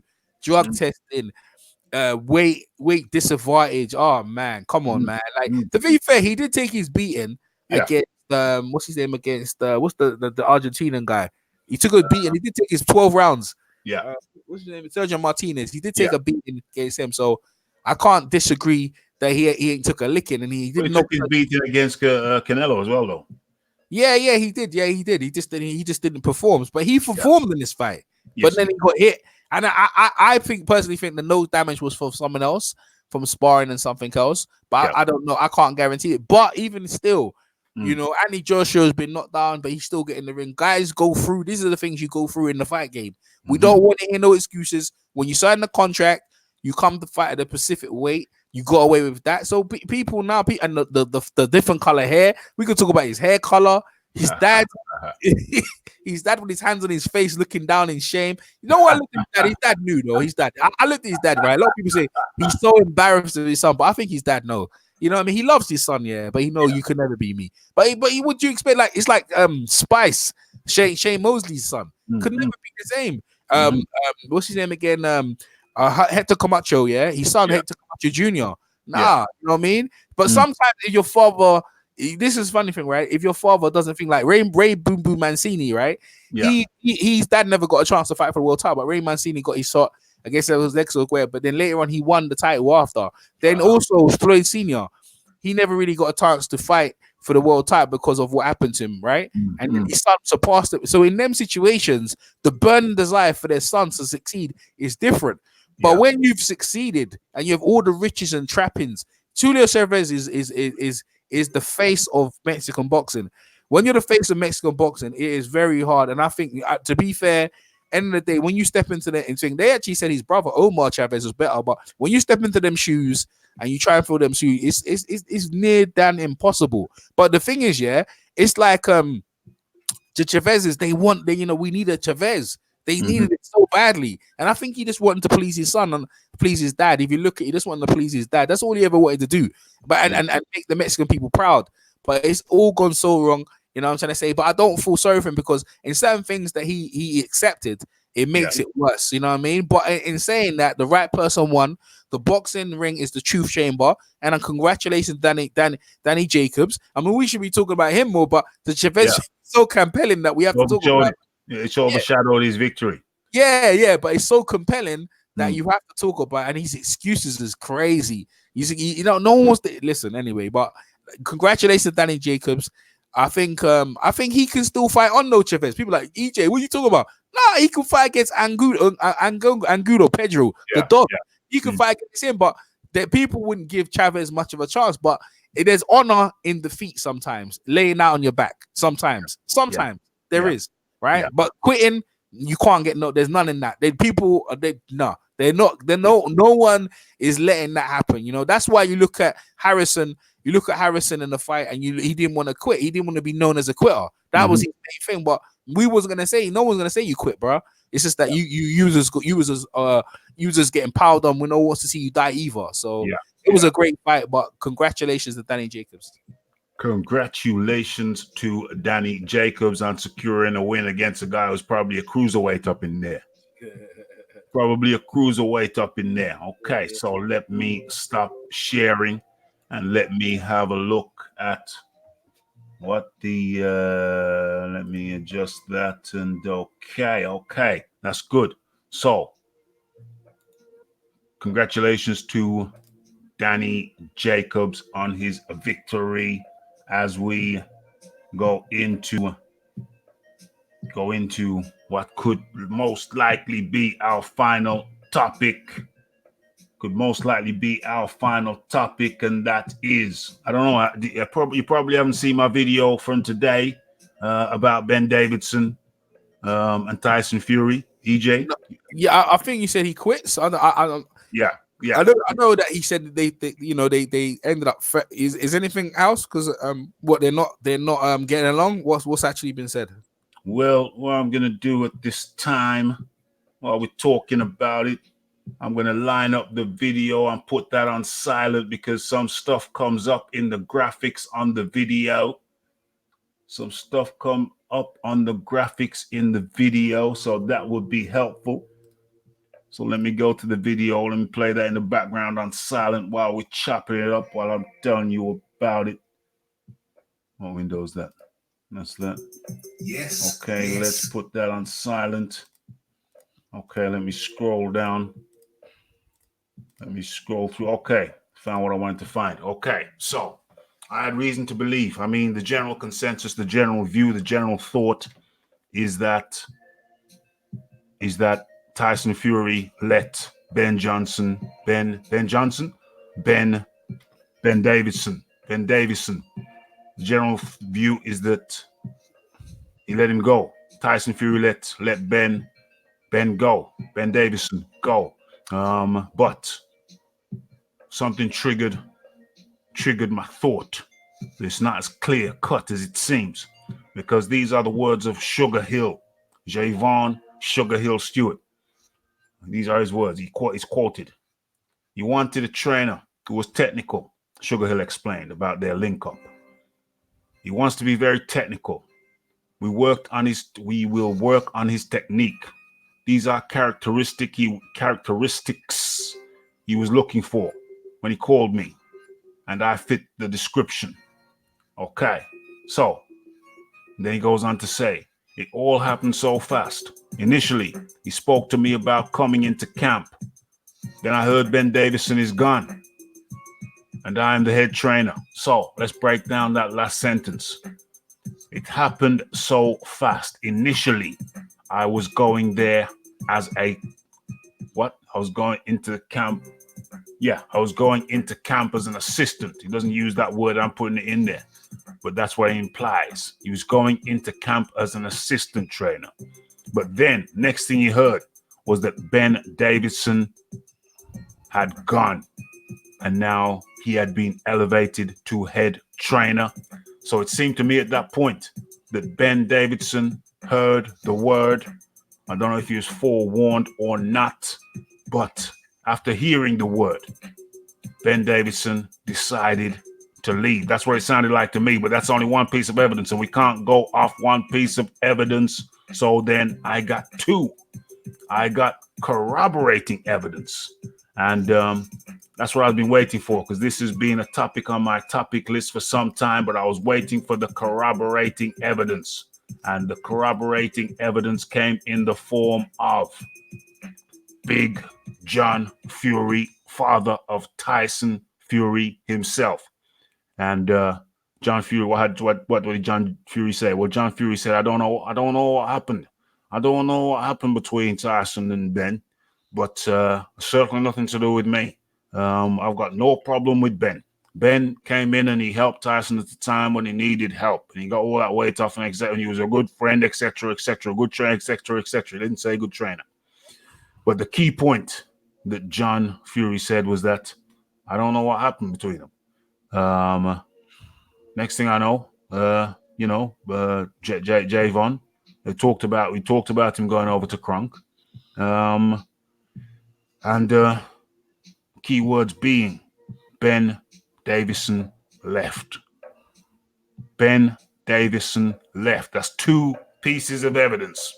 Javon Sugar Hill Stewart saying that he was supposed to be going in there as an assistant trainer. Next thing he knows, Ben Davison has gone.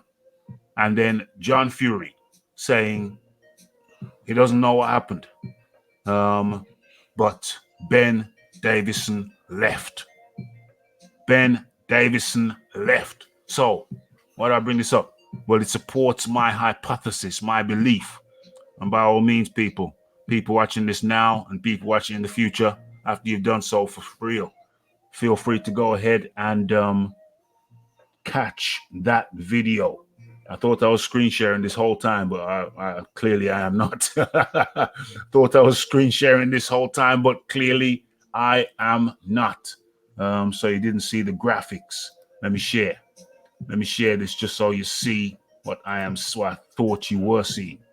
Okay, so head over to the video. Okay, so that's John Fury. You're going to see it in a few seconds.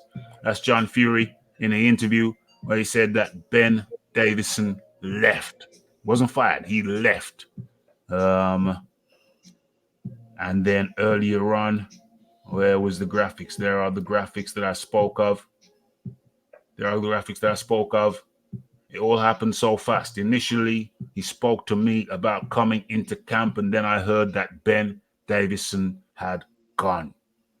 EJ Boxing, what's your take on this? What's your I'm not surprised off this year because since the dad has come in, 2 trainers have left, came and gone, right?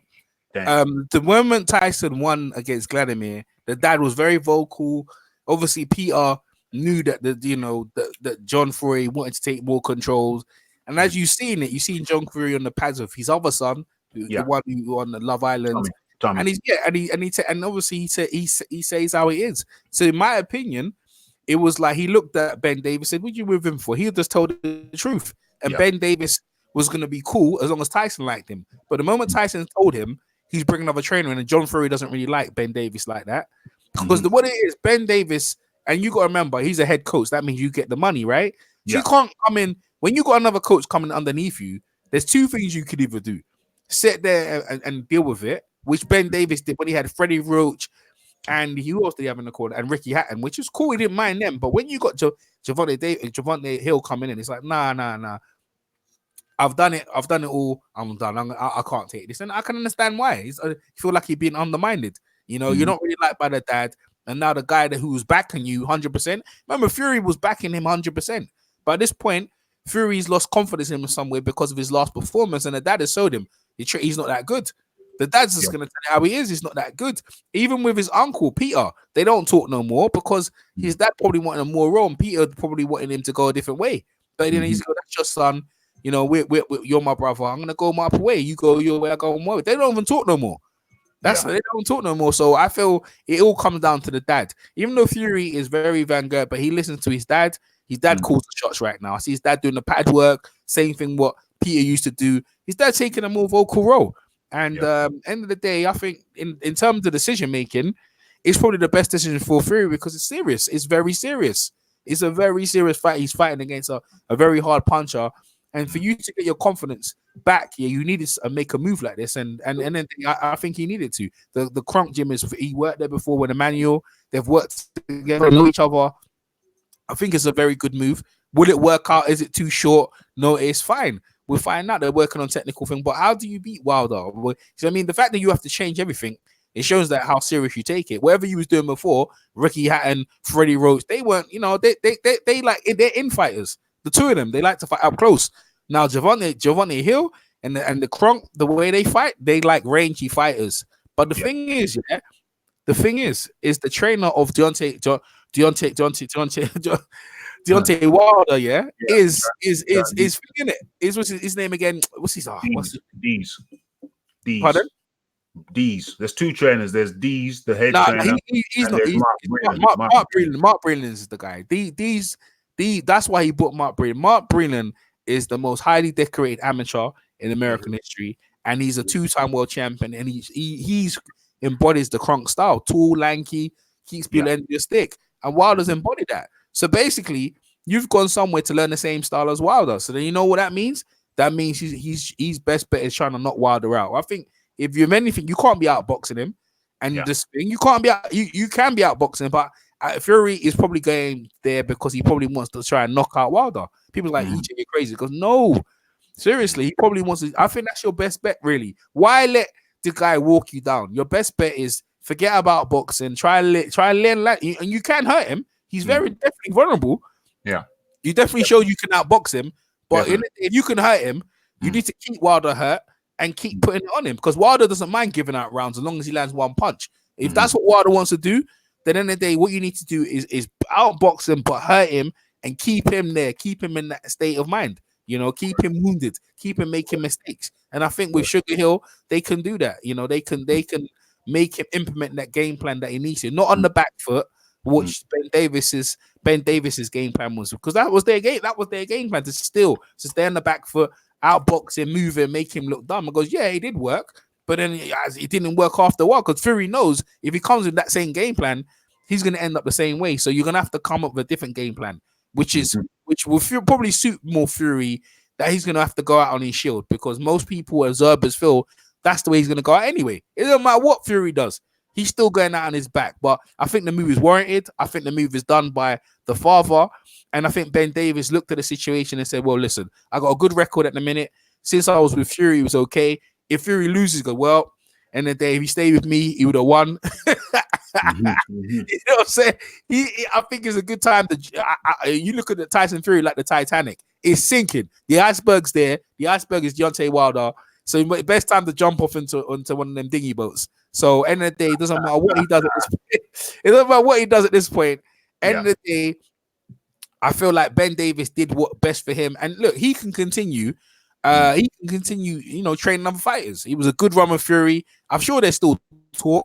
But at the end of the day, I think when you feel like you bring another coach in, anyone who's been with someone and you bring someone else in, that's undermining. And you have to make a decision and say, listen, I know it's money in that, but I can't be a part of this. So end of the day, look, you stay with the Kronk because he got to go over there. They want him to go over the Kronk and all that. And what's Ben Davis do? Tagging along after one day you was the head coach.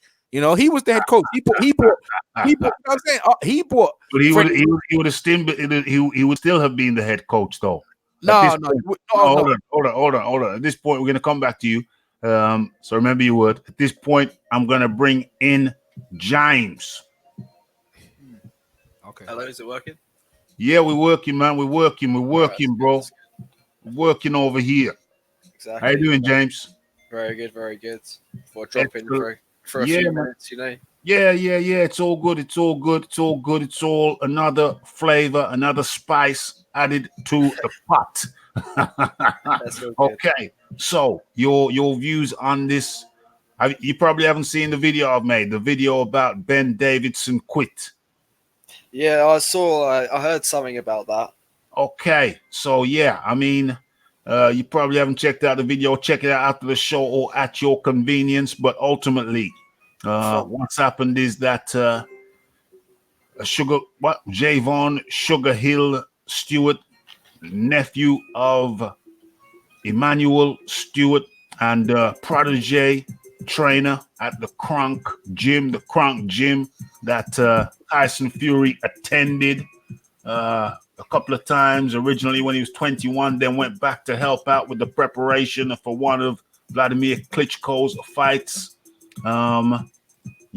So Ben Davison, people think he quit, but Javon Stewart, Sugar Hill, said, well, I was supposed to be going there as an assistant coach.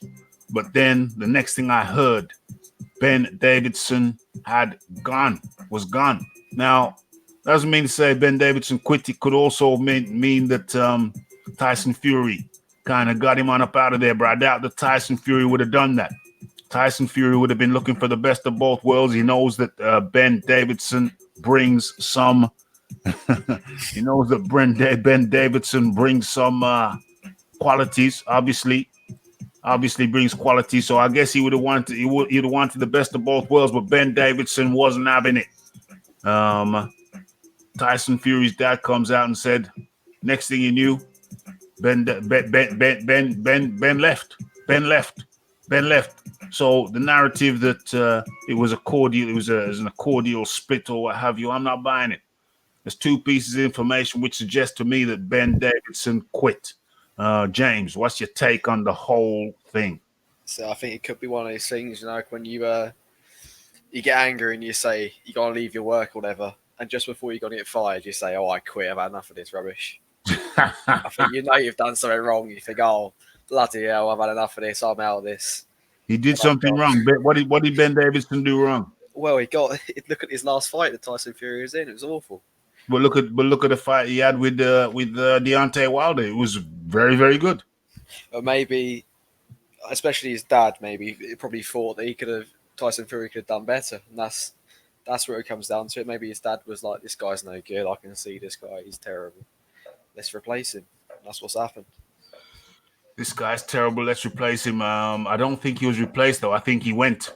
He could have been replaced, but I don't think he was replaced. They weren't looking for replacement. They were looking for addition.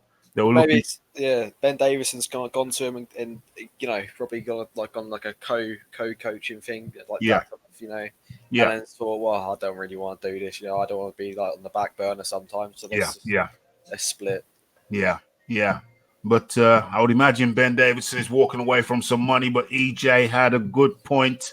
EJ laid it out. He said, "Well, how'd you lay it out again, EJ? You said that if Tyson loses, then he's got the perfect, he's got the perfect. He's in a perfect position. Is Ben to say, well, listen, that's what you did without me. That's what you did without me. You needed me in there. You needed me in there." EJ boxing. Where's EJ gone? EJ's disappeared. EJ's going to cook his curry goat rice. EJ's cooking curry goat and rice. I can tell. I don't think that really works though, because Tyson Fury didn't really accomplish much in the time that Ben Davison was really training him anyway. So he's not really a name that's really carries much stigma or whatever around him. So he probably needed this Tyson Fury couple of fights coming up to really consolidate the fact that he's a really good trainer. Because at the moment, all he's got is 3 fights in his record. And is it 3 fights? I don't know if he trained him for the 2 warm-up fights beforehand, but I think I think Davison was the trainer then. Yeah, so it's like 4 fights. So he's got 5 fights. Hasn't he? Is it 5 fights? Is this the 5th fight? He had 2 tune-ups. He had that Francesco Pianetta. Yeah. Then he had the other Italian bloke. Yeah. Then he had Wilder, and then Schwartz, and then Schwartz, and then Wallin. Yeah, it is 5 fights.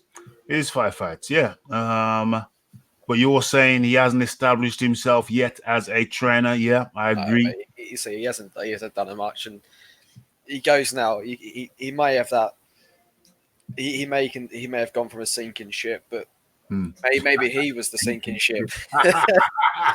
Sinking ship. Oh my gosh, we don't know. The time will tell. But okay, so Mike B says, "Law, Fury going for that KO. This is going to be good." I guess they aren't calculating the fact that Wilder has a chin. Does Wilder have a chin? No, we can't establish that. Fury in a slugfest with what? I don't think Wilder's got a chin at all, to be honest. Yeah, I don't think we've seen evidence of that, Mike. What is your evidence to suggest that Wilder has a chin, Mike? What's your evidence for that? What is your evidence for that? So Fury's, the thing is, people don't realise, but Fury actually is not. He's not some light hands. He's not going to pat you. He's knocked out. Was it 19 people? Yeah. He knocked out of 28, 27 fights. It's not exactly a bad record. It's not obviously Deontay Wilder's thing, but I think it's the game plan when you come down to it. You know, if he comes out there and he really wants to knock someone out, I think anyone can do that. You know, you hit him in the right places, you're gonna drop. Yeah. The question is, because I think the Fury with the Crank Association, Fury is going to be going for that stick and move. He's going to be going for that stick and move. That's going to be Fury's game. But I would imagine it's not just a stick and move. It'll be working behind the jab. There'll be less sticking and moving and more right hands with intention. More right hands with bad intention. I think that is going to be the strategy that Tyson Fury employs. See, the way Wilder probably looking at it now is thinking, well, I fought him last time and the guy didn't hurt me at all. So so this time I'm just gonna let him hit me a few more times, and I'll hit him a few more times. Let's see what happens. Yeah. Let's see what happens. See because you can't, as a fighter, you can't. In the second fight, Wilder's going to be coming in there and thinking, okay, say this guy, he's not going to hurt me, is he? So Wilder's going to get more brave and start coming out a bit more stronger. Obviously, backroom staff, he's going to be trained towards that. Yeah, I think that's going to be. I think interestingly, both fighters, I think are going to have the same strategy, which is come in harder, go a little bit harder. I think Wilder, he's going to want to get him up out of there before the 12th. He's going to say, I dropped him twice, but this time when I drop him, I don't want him coming back up. So if I dropped him twice, if I have to drop him 3 times this time to secure the win, then so be it. And maybe on the 3rd time, he won't get back up. And maybe if you to switch southpaw. That's a good call. That's a very, very good call. Having said that, Having said that, I don't know. Deontay Wilder's last opponent was southpaw. So if Fury were to switch southpaw, and if Deontay Wilder catches wind of it, or even just thinks of it, or is watching this, then he'll incorporate a certain amount of southpaw training also. And like I said, he's just been training for a southpaw, so that would be interesting. Perhaps it wouldn't catch him off guard so much since he's just fought. How many rounds did that go? 9 rounds? Was that 9 rounds? Yeah. Was it, I thought it was 8, but it could be okay. I don't know. Yeah, 8 or 9, 7. Could have been 7. Could have been 7, 8, 9. Anywhere within that 3-round window. So he's just trained for a southpaw. So I recommend if you analyze that fight back, you see like, so if Tyson Fury is training with his trainer and he's going to go with strength, he's probably thinking, well, if you watch this Ortiz fight, he didn't really do much for the first 7 rounds. So let's just, if I can hurt the bloke, and Ortiz has hurt the bloke, and who is Ortiz, a big puncher? Probably not. No. So if Wilder can do 10% more than what Ortiz done, he might drop him, he might finish him, Yeah. I don't know how. Who knows how Wilder, when he gets back up, is he going to be all there? What kind of fighter is he? Well, people are saying that Fury is feather-fisted, and I may have chimed in on that and said he's feather-fisted too. But I mean, if he's got enough weight that if he sits down on a punch, it could be significant. I mean, he did rock. Let's not forget, he did rock. He did stop Deontay Wilder in his tracks with the shot that he didn't wind up on. Let's analyze that for a second. Deontay Wilder stopped Deontay Wilder in his tracks with a shot that he didn't wind up on. No. Now, we have to say from that if he can stop Deontay Wilder with the shot that he didn't wind up on, then what would happen with the shot that he lands that he did wind up on? We have to acknowledge the possibility. This is what I'm saying. We have to. EJ, are you back yet? Told you he's cooking curry goat. So we have to acknowledge curry goat and rice. I know that's what's going down. We have to acknowledge, mind you, it's midnight. I don't know. We have to acknowledge that Tyson Fury, as light-handed as he typically may be, we have to acknowledge that if he planted his feet before he threw the shot, if he works on planting his feet and then throwing the right, then we have to acknowledge that he could be a problem. I'm back, Rafi. I'm back. Oh, curry goat. No, not exactly curry goat, but like a little something. I was for real. But listen, I knew he was cooking, bro. I knew he was cooking, because with these hours, what people don't understand is you get home from work and you run around. It's Christmas time. Even without Christmas time, you run around before you know it's time to start the live show. Yeah. And so your dinner is often left out there, put in the fridge. And we often eat dinner after we finish the show because we haven't had time to eat before the show.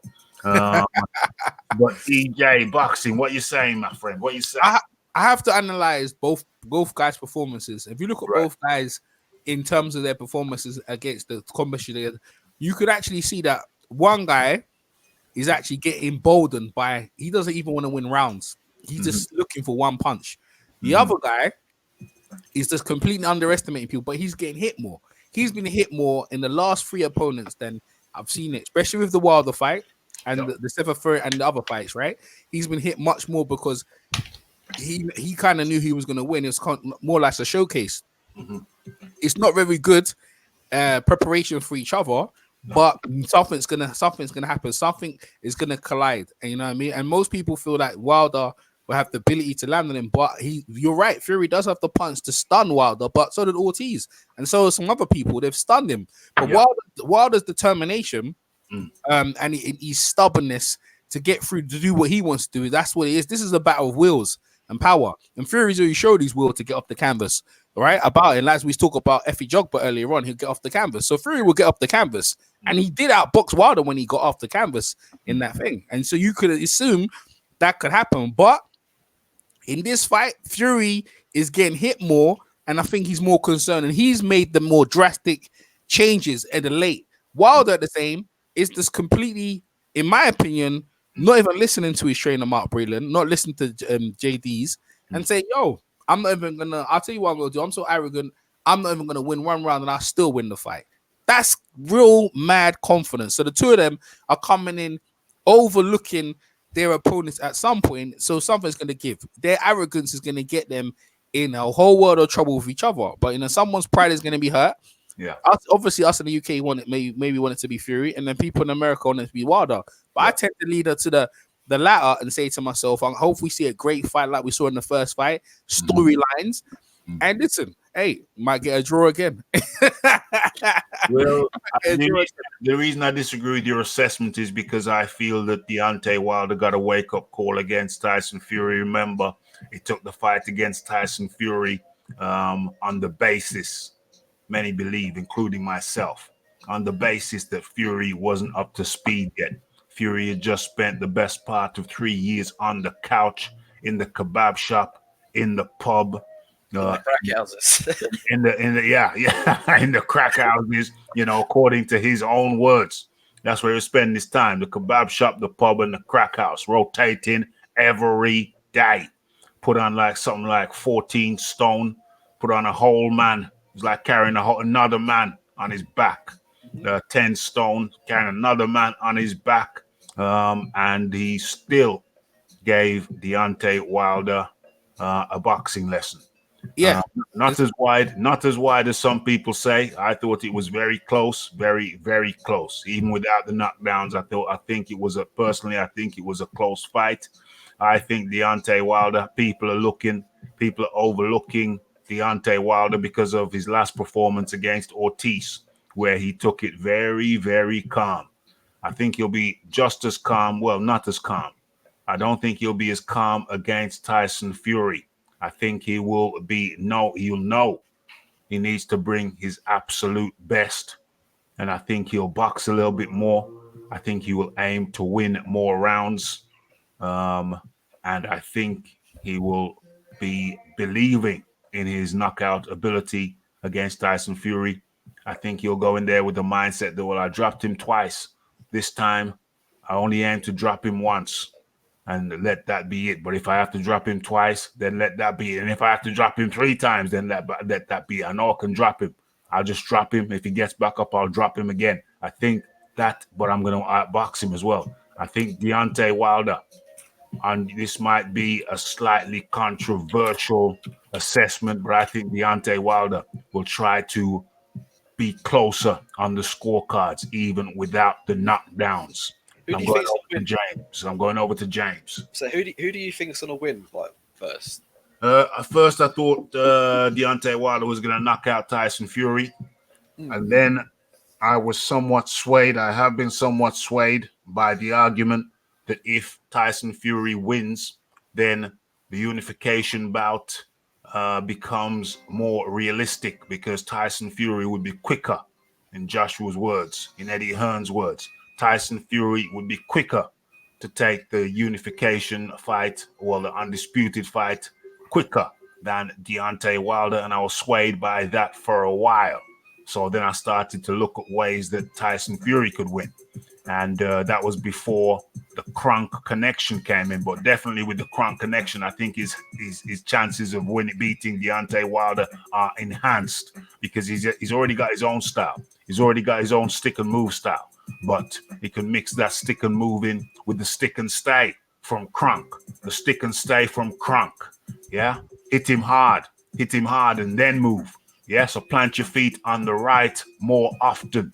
Not for prolonged periods of time, but sporadically. At least 3 or 4 times around, plant your feet. 3 or 4 times per round, and then back on your bike. Stick and move.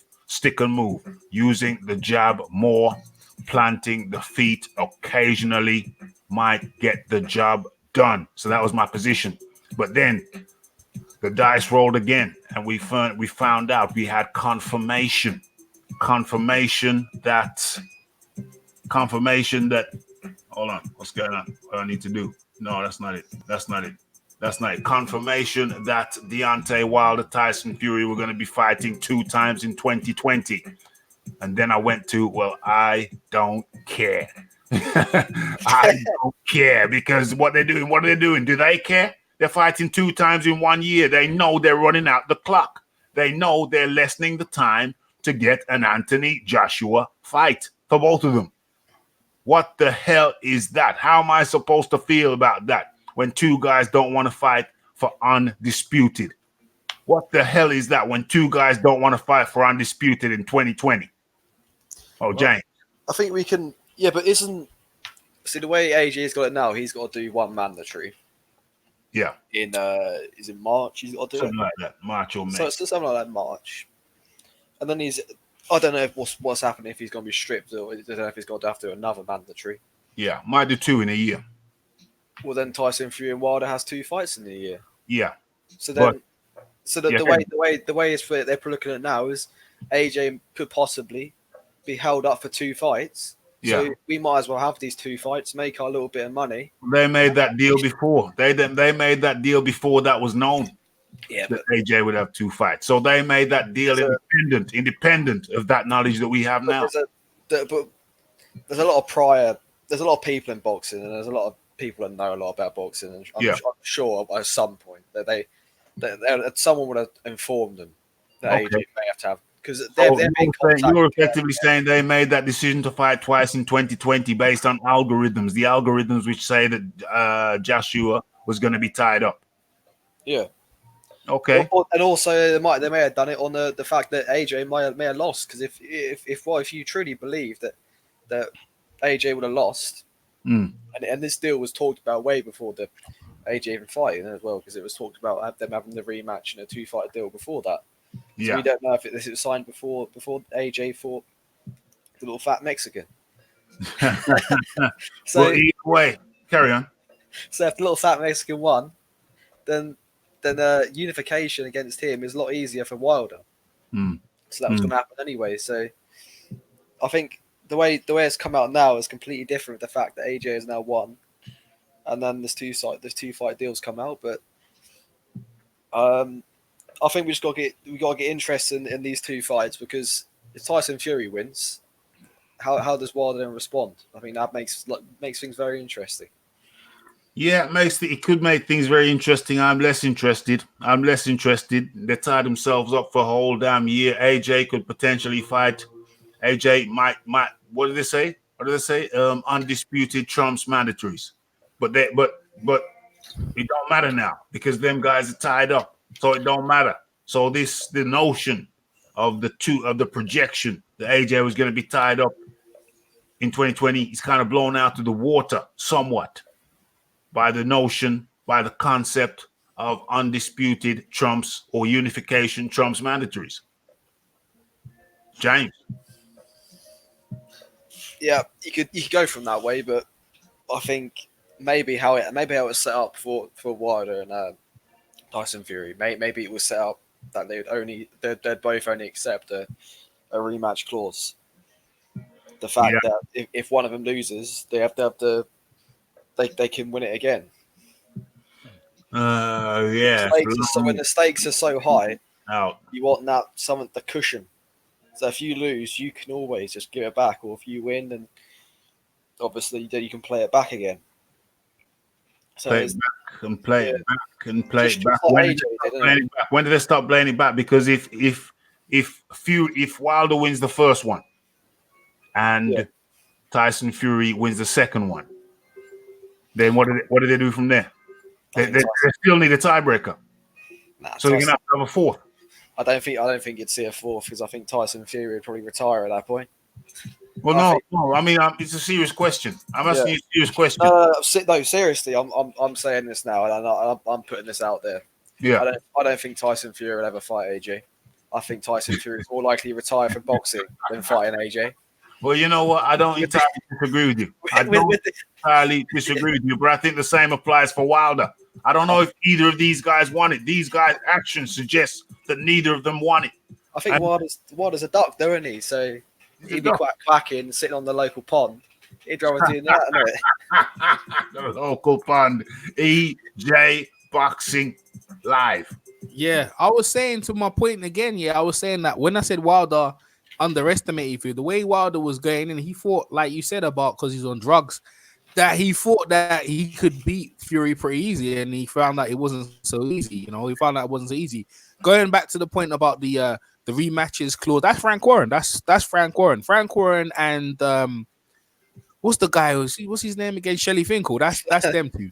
That's them two. That's Shelley Finkel. That's them two together sitting down and say, listen, well, if our guys loses, let's do a rematch and give another rematch. That's old school Frank Warren, locking it down so we can get to maximize the money out of the two of them. Whoever goes, we're not worried about what, because we're being shut out by AJ anyway, by Hearn and stuff like. And to be honest with you, the Wilder and the Fury fight was the reason why it caused AJ to come to the States, because they caused so much trouble. So if they make enough trouble in the States with a second and a third fight, AJ has to come see them. AJ has to come see them. And to be fair, if you really think about it, which is a bigger fight? Which was the bigger fight in the States? Ruiz 2 or Fury and Wilder 1? Now that's a question for everyone to think about. And in my opinion, I think Fury and Wilder first fight caused a lot of headlines. I know AJ redemption in the second fight and done numbers and understand all that, but blows their first fight out of the water. It's gonna blow their second fight out of the water too. Exactly. So what I'm saying, so if you have a third fight, locked in for a third fight, and the mandatory is going on, but to be fair, the second fight should conclude it. Like let me interrupt. Watcher, one of my Australian buddies is trying to come through. He's in the back door, but it says your devices are not connected. Your guest will need to connect their mic or cam before you can add them to the stream. So Watcher, I'm talking to you. Apparently you're not quite connected, and I'm getting the message. Your guest will need to connect their mic or cam before you can add them. So I think it's all about your setting. Oh, you seem good now. Okay, so I've added you. I'm going to talk to you in a second once EJ's finished what he was saying. Okay, So what I was saying is that they've locked in for 3 fights, and I think that's wise for both of them. Now, personally, I think the second fight will determine the winner. It depends on how it happens, right? Hopefully, the second fight being the third fight. No, they won't have a second. They won't have a third fight because the second fight will be so dramatic. Oh, the second fight is the third fight, yeah. Or their first rematch. Are you genuinely? Yeah. I'm talking about they've had the first fight. The second fight that was coming up, that will determine. They won't need to have a third fight. You understand what I'm saying? They won't need to after this fight coming up. They won't need to have a third fight. But it's just there as a stipulation if they want it to. Yeah. So why won't they have a third fight? Why won't they? Because I believe that there's going to be a definitive winner, whichever. Who do you think's going to win, RJ? Pardon? Who do you think's going to win? No, let me just finish what I'm saying anyway. So I feel like there's gonna be the definitive winner either way, whether it's Fury or Wilder. So going into that fight, right, that will leave open for 8. Now they're talking about AJ. He's got 2 fights in a year, but he's allowed to have voluntaries. AJ's allowed to have voluntaries. So even though you have a mandatory person, you can give that person set aside money, not Pulif, because he's gonna fight Pulif, right? But you can give that other person set aside money, which is Usyk, maybe give him set aside money if he accepts it, cool, and then you can go for undisputed at that point. So there is ways of going through it, but I feel that in the fight, personally, between Fury and Wilder, there'll be a definite winner because the way it looks like the way things are coming, it's not like the first fight. Fury, coming for he done very well. But then can he sustain what Wilder's giving him? Is Fury going to be much better with Javon Hill? How much he's going to learn from him? We're going to have to find out. Fury is the master genius boxing savant. Wilder is the brute force coming forward. Something's got to give, right? And Wilder's in a bad mood, yeah? And most observers at this point, and they did pick Wilder. They picked Wilder in this one. I'll probably pick Wilder in this one to maybe beat Fury in this one. But hey, listen, I'll be wrong before, I'll be wrong again. Which I'll tell you one thing I know we're going to get. We're going to get a great fight for the boxing fans. And hopefully after that, we might go for undisputed. But I'm not really worried about the mandatories because like I said, in boxing, you're allowed voluntaries. A lot of old champions back in the days, they voluntary. You have your mandatories, which is once a year. And then obviously you have your voluntary. So I don't think that will be a problem. But the contract is probably just there just in case that is a close fight. So you can have a third fight. So that's my take. Okay, and going straight over to our friend in the Antipodeans, in the Antipodes, they say down under, the man from down under. It is introducing to you for the very first time the Watcher. You here? How you doing? You here? Yeah, how are you? Good, man. Good. Yeah, introducing. This is the Watcher. First times, got his own channels, his own shizzle going on, and we've been talking for a while now. I've been saying, come on the show, and he's saying soon. I'm not ready yet, but clearly the time has come, and the Watcher is now ready. Introducing the Watcher to Raphael Dawkins Combat Radio. Come and talk your talk, man. Talk your talk. Yes, What's happening? Yes, good. I saw you were live. What time is it there? It is 33 minutes past midnight. Wow. Mad. That's late. What time is it in Australia? What time is it in Australia? Oh, it's like 11:30 in the morning. 11:30 a.m. Damn. Yeah, man. You know, I'm hustling over here, bro. Hustling over here. Yeah, well, I respect it. It's good. You know, it's good for YouTube. It's good for the community of YouTube. Good for the boxing community. I actually. Yeah, I'm listening. Yeah, you know, I first found you out from the Boxing Voice. Surprisingly, with Ness, you were arguing with him about Tyson Fury and the lineal champ thing. I remember that one. I remember that. One. That was the one I was asking you about. I'm going to try that one out because I was steadfast. I didn't want to give Fury the lineal just like that. It's a disputed lineal in my view. And there was a big argument. Yes, it was. Yeah. So they were trying to tag me and I was trying to slip, trying to keep, it's jiu-jitsu, bro. It's jiu-jitsu. MMA, I was always making sure I had some wiggle room. And they couldn't pin me, bro. Couldn't pin me. Yeah. Well, that's how Ness is. He always gets fired up. But I enjoyed it though. Yeah, same.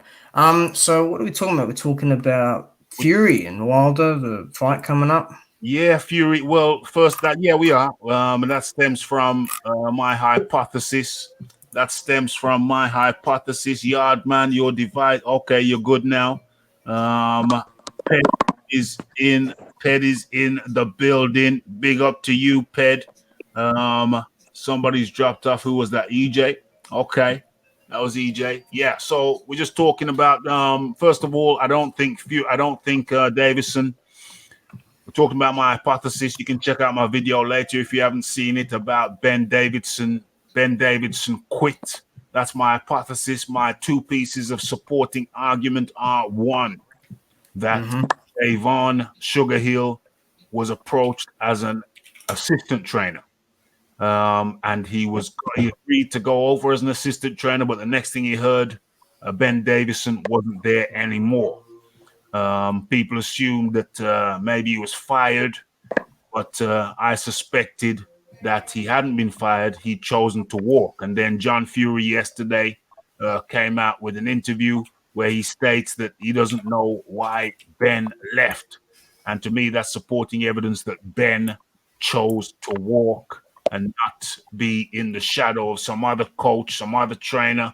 He just thought, okay, I'm out. And that leads us into the fight. There's a two-fight deal. So someone clicking on something. I can hear like the mic being touched.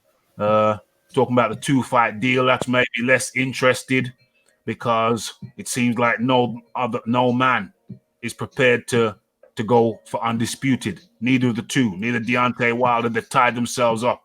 The argument to say, well, maybe the algorithms showed that, Anthony Joshua will be tied up in the whole of 2020. So let's go ahead with two. But as we know, undisputed, or rather, the unification bout trumps a mandatory. So undisputed would definitely trump a mandatory.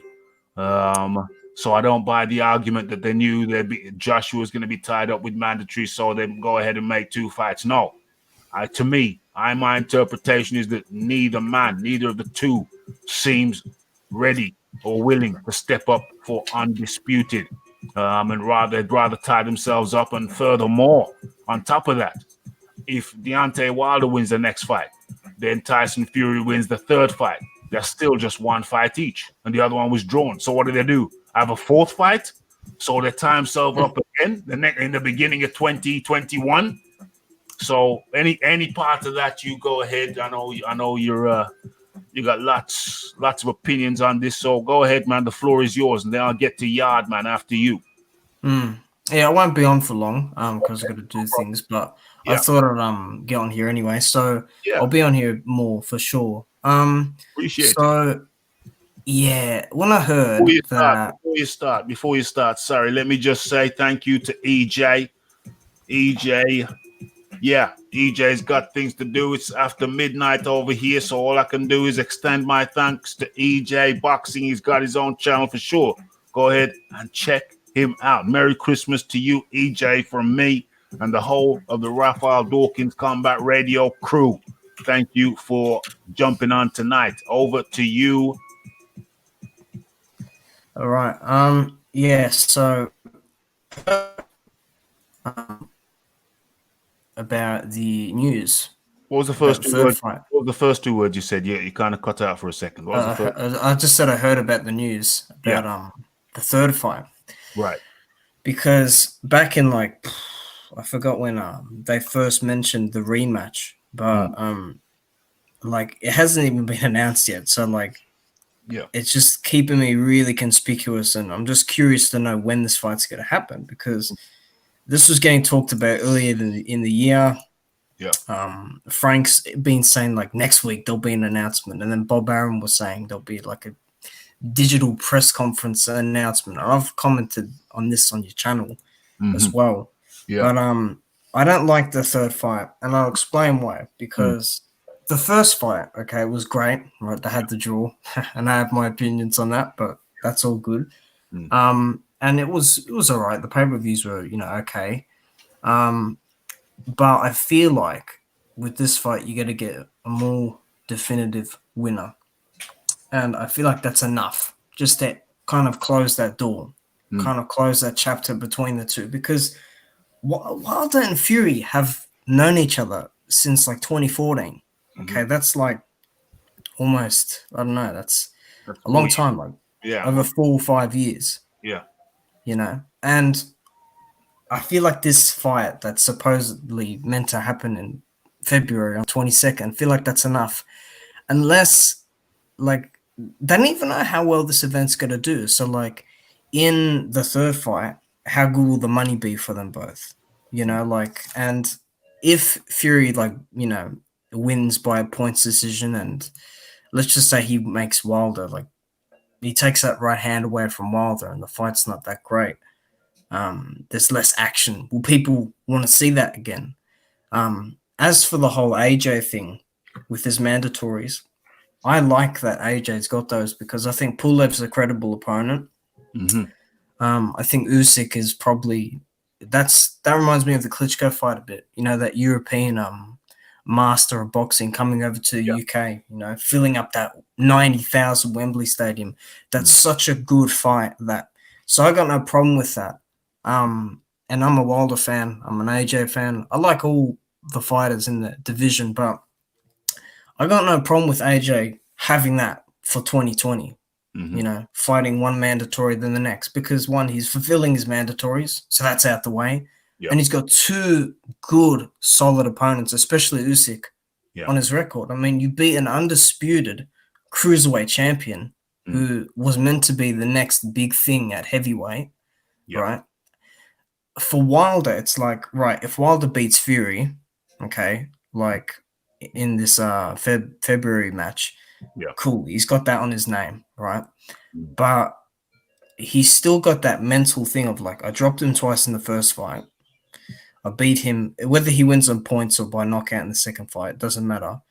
Move on from that, get that next big fish, One's enough, because he could win against Fury, and then Fury could beat him in that next fight.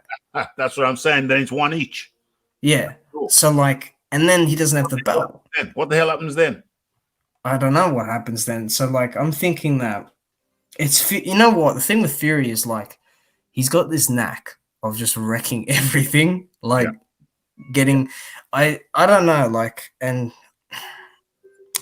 I just think AJ's in a good position with the mandatories and everything because look, he'll probably fight in the UK this year. He'll probably fight Pulev first, and he might maybe get Usyk later in the year for that big fight. That because that's a big fight with Usyk. Whatever people say, that's a huge fight. That's like I said, that's like the Klitschko fight in a way, and it's a risky fight for AJ. It's a very risky fight. I mean, you got this guy coming in who has got a great boxing brain, and to be honest, I didn't think Usyk looked that great against Chaz Witherspoon, but I thought he looked comfortable enough. Yeah. I thought he took the power well. He did get hit a few times, pretty hard there. And I still think AJ wins that. And I still think that with Wilder having another fight with Fury, I don't like it. I really don't, because it's another risk. You're risking it in the rematch that's on February. You got to risk it again. And then you got Dillian White. You see, like, I don't want Fury. I want Wilder to fight White this year. Yeah. Or Undisputed, one of them. But I don't want another Fury fight. February, fine. But it's about time White gets in there with that title shot because there's another wrinkle. That's another wrinkle to this whole thing. So they're holding up to Holder 2020 is Fury Wilder. Holder 2020. No time for Undisputed. No time for White.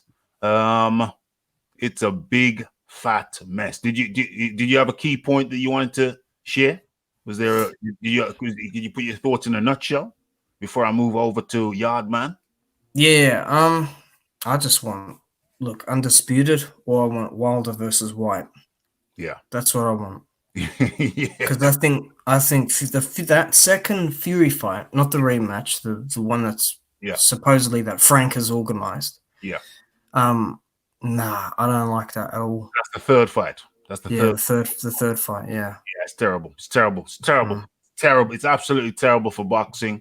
You're fighting Fury a second time when really he leapfrogged White in the first place. So you shouldn't be fighting him a second time without fighting White anyway.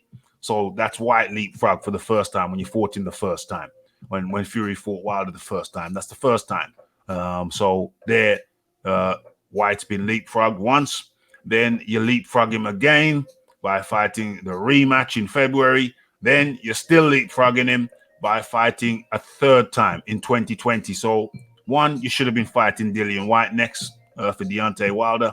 And two, one of the guys should be fighting Anthony Joshua. Well, it won't be either. Fury could fight him as well, even without winning a WBC belt. So one of those guys could have been fighting him in 2020. Easy. So easy. But they opted not to. So it leaves a bad taste in the mouth. I'm going over to what, are you sticking around with the watcher? Or you I'm gonna mute now. Thank you for the time. I will definitely join in again. It's been good. I'm just gonna mute and watch a bit more and I'll be off. Thanks, mate.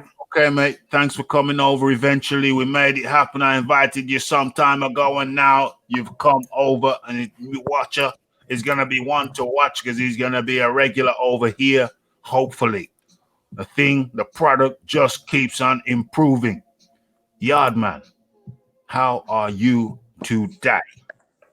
I'm good, man. Merry Christmas to you and everyone in the chat, Raphael. Merry Christmas to you and yours, my friend. Merry Christmas to you and yours. So your thoughts, please. Yeah, so the topic is about Fury and Wilder, right? Fury and Wilder.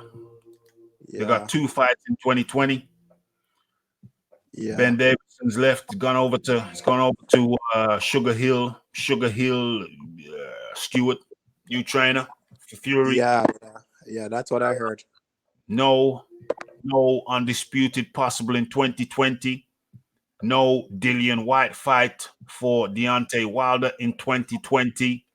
Seems like they're just riding out the whole of 2020. And if someone's tapping the mic, and if it's one fight apiece in 2020, then it's still just one each. So what happens then? The fourth fight in early 2021. What the hell is going on? Do these guys even want to fight for undisputed?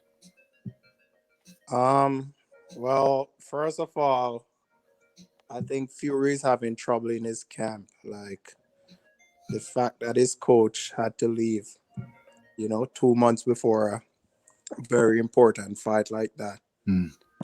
And with the knockdown that Fury got in the last fight, I don't think he's confident in his coach, to take him all the way. Yeah. And I think that's the reason why he went for help. Right? With the American coach that he chose. Yeah. And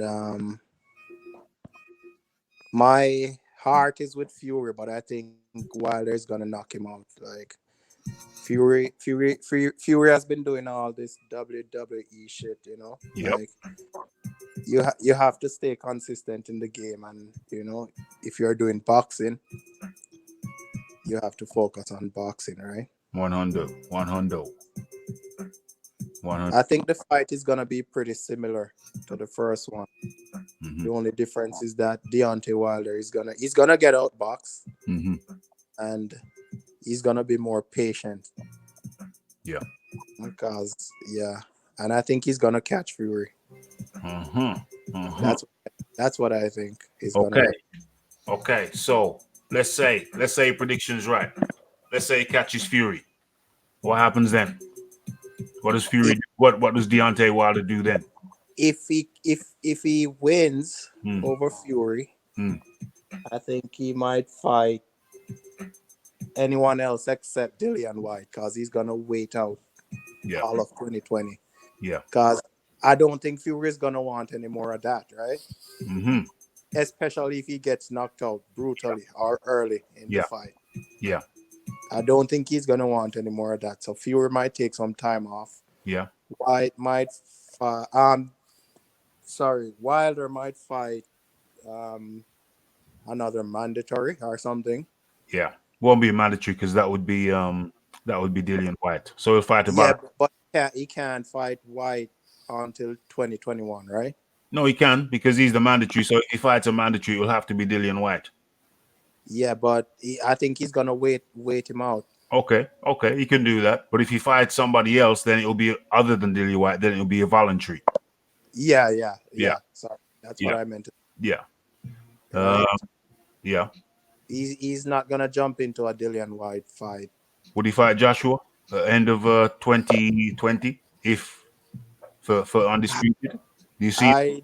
I don't think so, man. It's just like we the people, like the paying public, have to put pressure.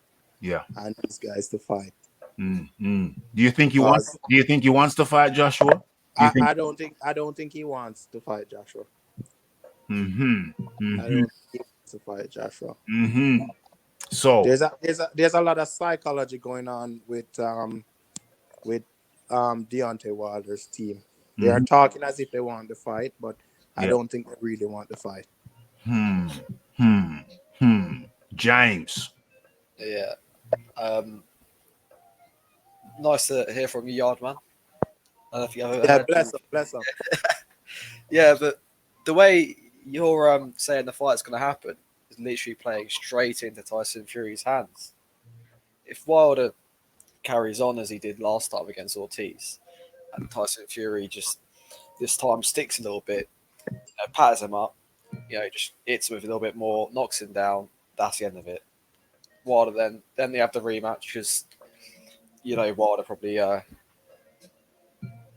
probably won his belt back, wouldn't he? And they fight again. Tyson Fury will have him again.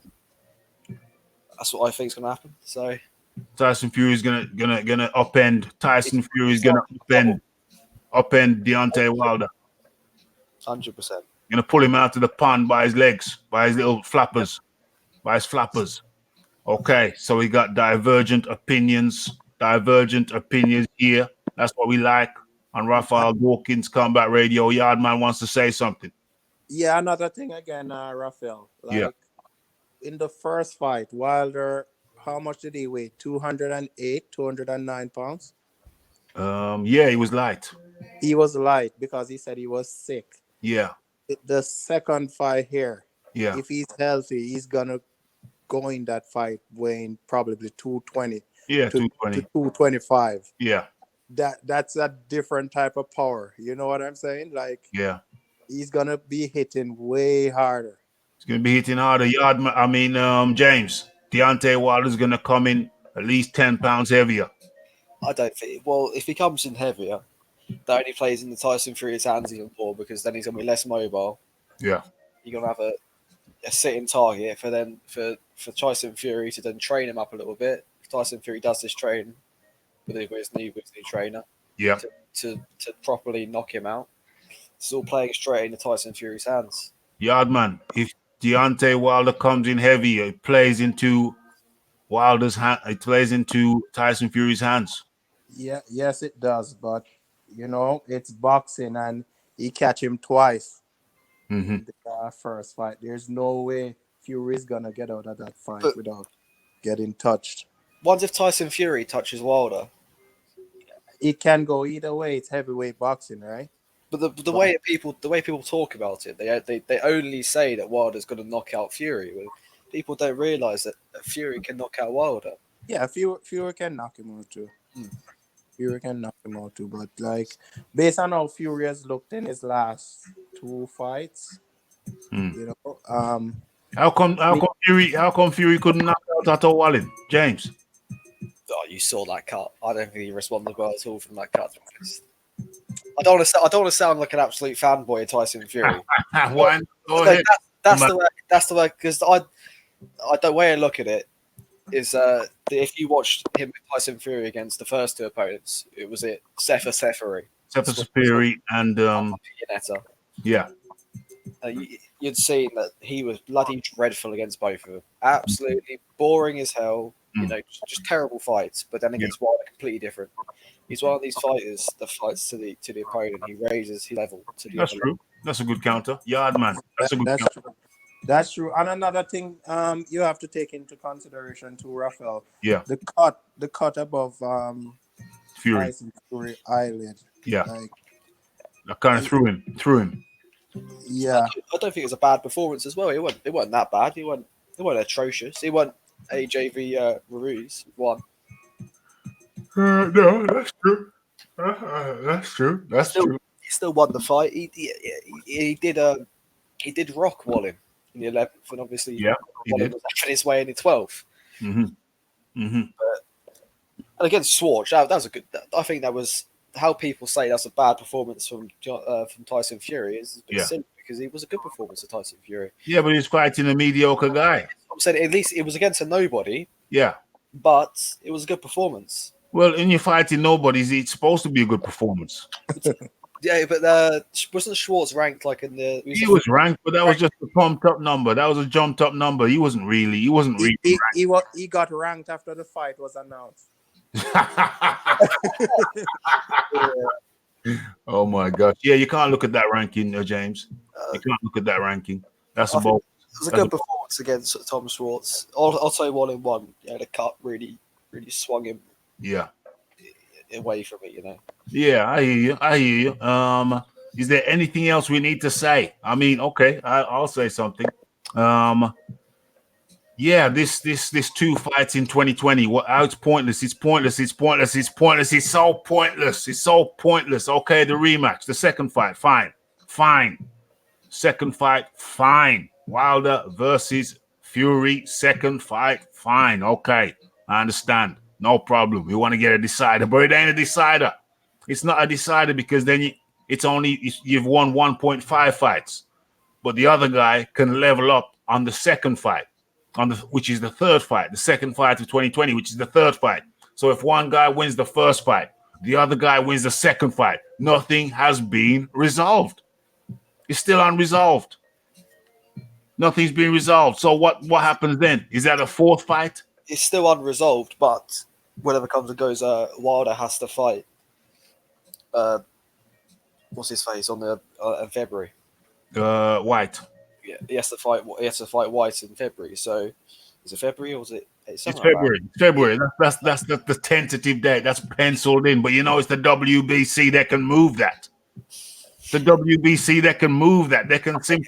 I think if that one gets moved, then there's absolute uproar already because they can't move it back another year. So we're on standby for 13 months, 14 months. We're on standby. December. Then they fight in February. Wilder and Fury fight in February. Then we have to see one guy wins. Then we have to wait for the tree match, the trilogy. Okay, the other guy wins. Then what happens then? What happens then? Then we're waiting now to see if they're gonna screw over Dillian White again in February. It's ridiculous. I don't think they're looking to screw over Dillian White again. To be honest, it's ridiculous. It's ridiculous. It is ridiculous, but the way I look at it, we've got two big fights coming up, and that's more we've had in the last 3 years combined, really. What's the two big fights? Two big fights of Wilder and Tyson Fury. Times two. Times two. It is, you know. But did you see those two big fights? They're stopping other big fights. We could have had one big fight with Tyson Fury and Wilder, and then we could have had another big fight with Deontay Wilder and White. Then we could have had another big fight with somebody, one of those guys fighting Anthony Joshua. So the two big fights really are stopping other big fights. I think the way you got to look at it though is in the last few years since AJ has become champion, he hasn't fought Tyson Fury or Wilder. Well, he's a unified champ. What are they doing? Exactly, but we haven't seen it, so no. But we theoretically, the more time goes by, theoretically, the higher the likelihood of the fights being made, the higher that gets. But then when you get the two of the big players tying themselves up for a whole year and maybe more, if it's one apiece, then that's just yard man. Yeah, you know what? At the end of the day, we just have to wait and see what happens because it could turn out different from what we're thinking. Fury might just go in there and knock him out too, right? How special that'd be. Yeah, we just have to wait and see. I just want one of these guys. The only resolution we can get is if one of these guys gets knocked out in February, and maybe they'll say forget the third one. Well, Deontay Wilder won't say forget the third one, but Fury might just say, I need some time. I need to recalibrate. Yeah. So really and truly, now think about it. One of these guys needs to get sparked out in February. In a perfect world, like if Wilder wins the fight in February, what he should do is to fight Dillian White in December. Then there's not much point though. December to February, that's 3 months. That's not. No, February next year. If he wins against Fury, then he fights Dillian White in December 2020. Yeah. And then undisputed in summer of 2021. That's right though, because you're saying that Wilder should fight Dillian White in December. Yes, of 2020. The fight's happening in February, so there's only like 3 months. Yeah, I think we can make 3 months. No, and by then AJ should get rid of his 2 mandatories in a perfect world, right? And then 2021, both of them will be free. But we just have to wait and see how it plays out. So it's been because I think even Eddie Hearn said it before. He said, he said that Tyson Fury and Wilder are both they're both tied up till 2021. So it's not new news and such. We've done it for quite a while. We're talking about what's different is the rematch. The rematch. I mean, I knew it. I mean, I put the video out there when Bob Arum said it. Said they're going to be fight twice. They had a 2-fight contract. The difference was that it was confirmed that it would be within 1 calendar year. 1 calendar year, basically tying themselves up. Them guys fight, this shit, tying themselves up. But that is the reality. That is the reality. I'm satisfied that we chopped up everything we wanted to chop up on the show tonight. Has been chopped and diced. There's, I think everybody said what they wanted to say, but I'll go around and let's have some final words. Final words from. Hold on, what's this? Just got back from Kingston Negril. Yes, big up J.I. Yeah, man, I'm due out there pretty soon. My cousin's going out there in December. Told me to, there's some knocking on the mic over there somewhere. Told me he's going over in there later on in December. He's going out anytime now, actually. Can't get much later.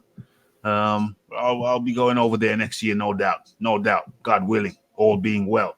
So, yeah, final words. Going to final words. It's been chopped and diced. Final words. James, the final words, my friend. First of all, thanks for joining me on the show Happy tonight. Christmas, because it's the 24th of the Caribbean time, so Christmas Eve. Damn, yeah. Especially. Yeah. I can't wait for these fights to happen, to be honest. I don't care that it's a 2-fight deal. You know, I've got hopefully 60 years ahead of me. It's 60 years. It's the way I look at it. Every day like your last. You can't look at it like that. I got 60 years to wait. There we go. It's fun. So the way I look at it is I'm so glad we're seeing the fight happen, because the way I look at it is Tyson Fury is a loose cannon in such ways that we could never have seen this fight, to be honest. And that's what we would not like to see. Mm-hmm. If he made the switch straight to UFC now, and we never see the Tyson Fury ain't going to no UFC. You get leg snapped. Carry on. That'd be dreadful, wouldn't it? So I'm thinking 2021, I'd like to see Tyson Fury versus Floyd Mayweather Jr. UFC together, you know, that'd be a fight. You want to see who? Floyd Mayweather Jr. and Tyson Fury. Because they're both aspiring UFC people, aren't they now? Fair enough. And he dropped the weight. He dropped 10 stone. He dropped another 10 stone. Oh, fair play. And final words to Yardman. First of all, thanks for joining us today, Yardman. Yeah, 2019 has been a good year for boxing. You know, it was exciting with all the upsets, you know, all the new champions. And I think 2020 should be good. These guys just have to, you know, fight each other. So I'm looking forward to that. And yeah, that's it. Excellente. So thank you. First of all, thank you goes out to EJ Boxing. Guys on channel who's on live earlier on. And then who joined us? Then it was James. Thank you for coming over with his contribution. Speaks his mind, says how he feels. That's what we like. And then there was Justin. Don't forget Justin. These guys on channel. Can't get on right now. We just need to sort out what these new rules are. Just being cautious. And then I think the last person to join was Yardman. Yardman over there now living in Canada, Toronto. What did you say, James? The Watchman, the Australian fella. Watcher. Did I not mention him? I thought I mentioned him. I thought I had him in my head, but I didn't mention him. Oh, yeah. And then the Watcher. Been talking to the Watcher for some time now. Been talking and, you know, jumps in the videos. Always got an opinion. This guy's on channel also. For sure, check him out. All being well, he's going to become a regular on the show also. We keep on growing like a tree. You know, when I first moved into this house, you know, the new development, they put up some little trees that were just like little twigs. Look at them now. They're big, fully grown tree. And that's how it is over here. Keeps on growing, keeps on developing with the help and support of fans of the sport, and of course, you guys in the chat. Without you, there is no show. We've got the stage, but without the audience, there is no show. So, big thank you. Happy Merry Christmas to you. Merry Christmas to the panelists who were kind enough to join. Merry Christmas to everybody. Hope you all have a great time. with your families and friends. And who knows? Wednesday is Wednesday. You know, we do a show on Wednesday. It just happens to be Christmas. Who knows? I'm not ruling it out. Don't expect it, but don't be surprised. Don't be surprised if, you know, when you're sitting there with your stuffed bellies, with the mince pies, drinking your nan's sherry. Don't be surprised. Don't be surprised if you get a notification. Don't be surprised. Don't expect it, but don't be surprised. Okay. Thank you to everybody. It's the Raphael Dawkins. It's the Rue 504. It's the Watcher. It's the Mike B. It's the Shiz Biz. It's the Ped. It's the Marla 2243. It's the Fuzzy is here. It's the Jamaican Boxing. I'm still scrolling. I'm scrolling. It's the Benjamin Franklin. All about the Benjamins. I'm still scrolling. I don't want to miss nobody. It's the God of War. It's the Ross Clark, who joined us earlier. We forgot about Ross Clark. Yeah. It's the Yardman. It's the James. It's the EJ Boxing. It's the Watcher. It's the Georgie Porgy. It's the Boardroom Bully. It's the Kieran Betts. It's the Barry Hearn. And who else is there? It's the AD. I knew I had to keep scrolling. It's the AD. It's the Eduardo de la Hearns. And that was the full cast and crew of tonight. We're coming close to the end of 2019. It's been a very, very productive year for me. I hope it's been a productive year for you. And 2020 should be even better. Keep tuning in. Keep smashing that like button. Keep smashing that subscribe button. Keep joining my Twitter. Keep hitting that PayPal button to make sure we get all the pay-per-views we want and need. And finally, once again, I have to say thank you to everybody, friends and foes. Make this thing interesting. And for the friends, you make it highly interesting. For the foes, you make it highly interesting. It's all good. It's a have a blessed Christmas season and a happy new year. It's the Boxing Talk with Rafi. It's the Raphael Dawkins. It's the Combat Radio. It's the like. It's the subscribe. It's the comments. It's the shares. And it is the hitting that bell icon to stay updated with news and notifications. And what I can say, I said everything I can. It's all been said.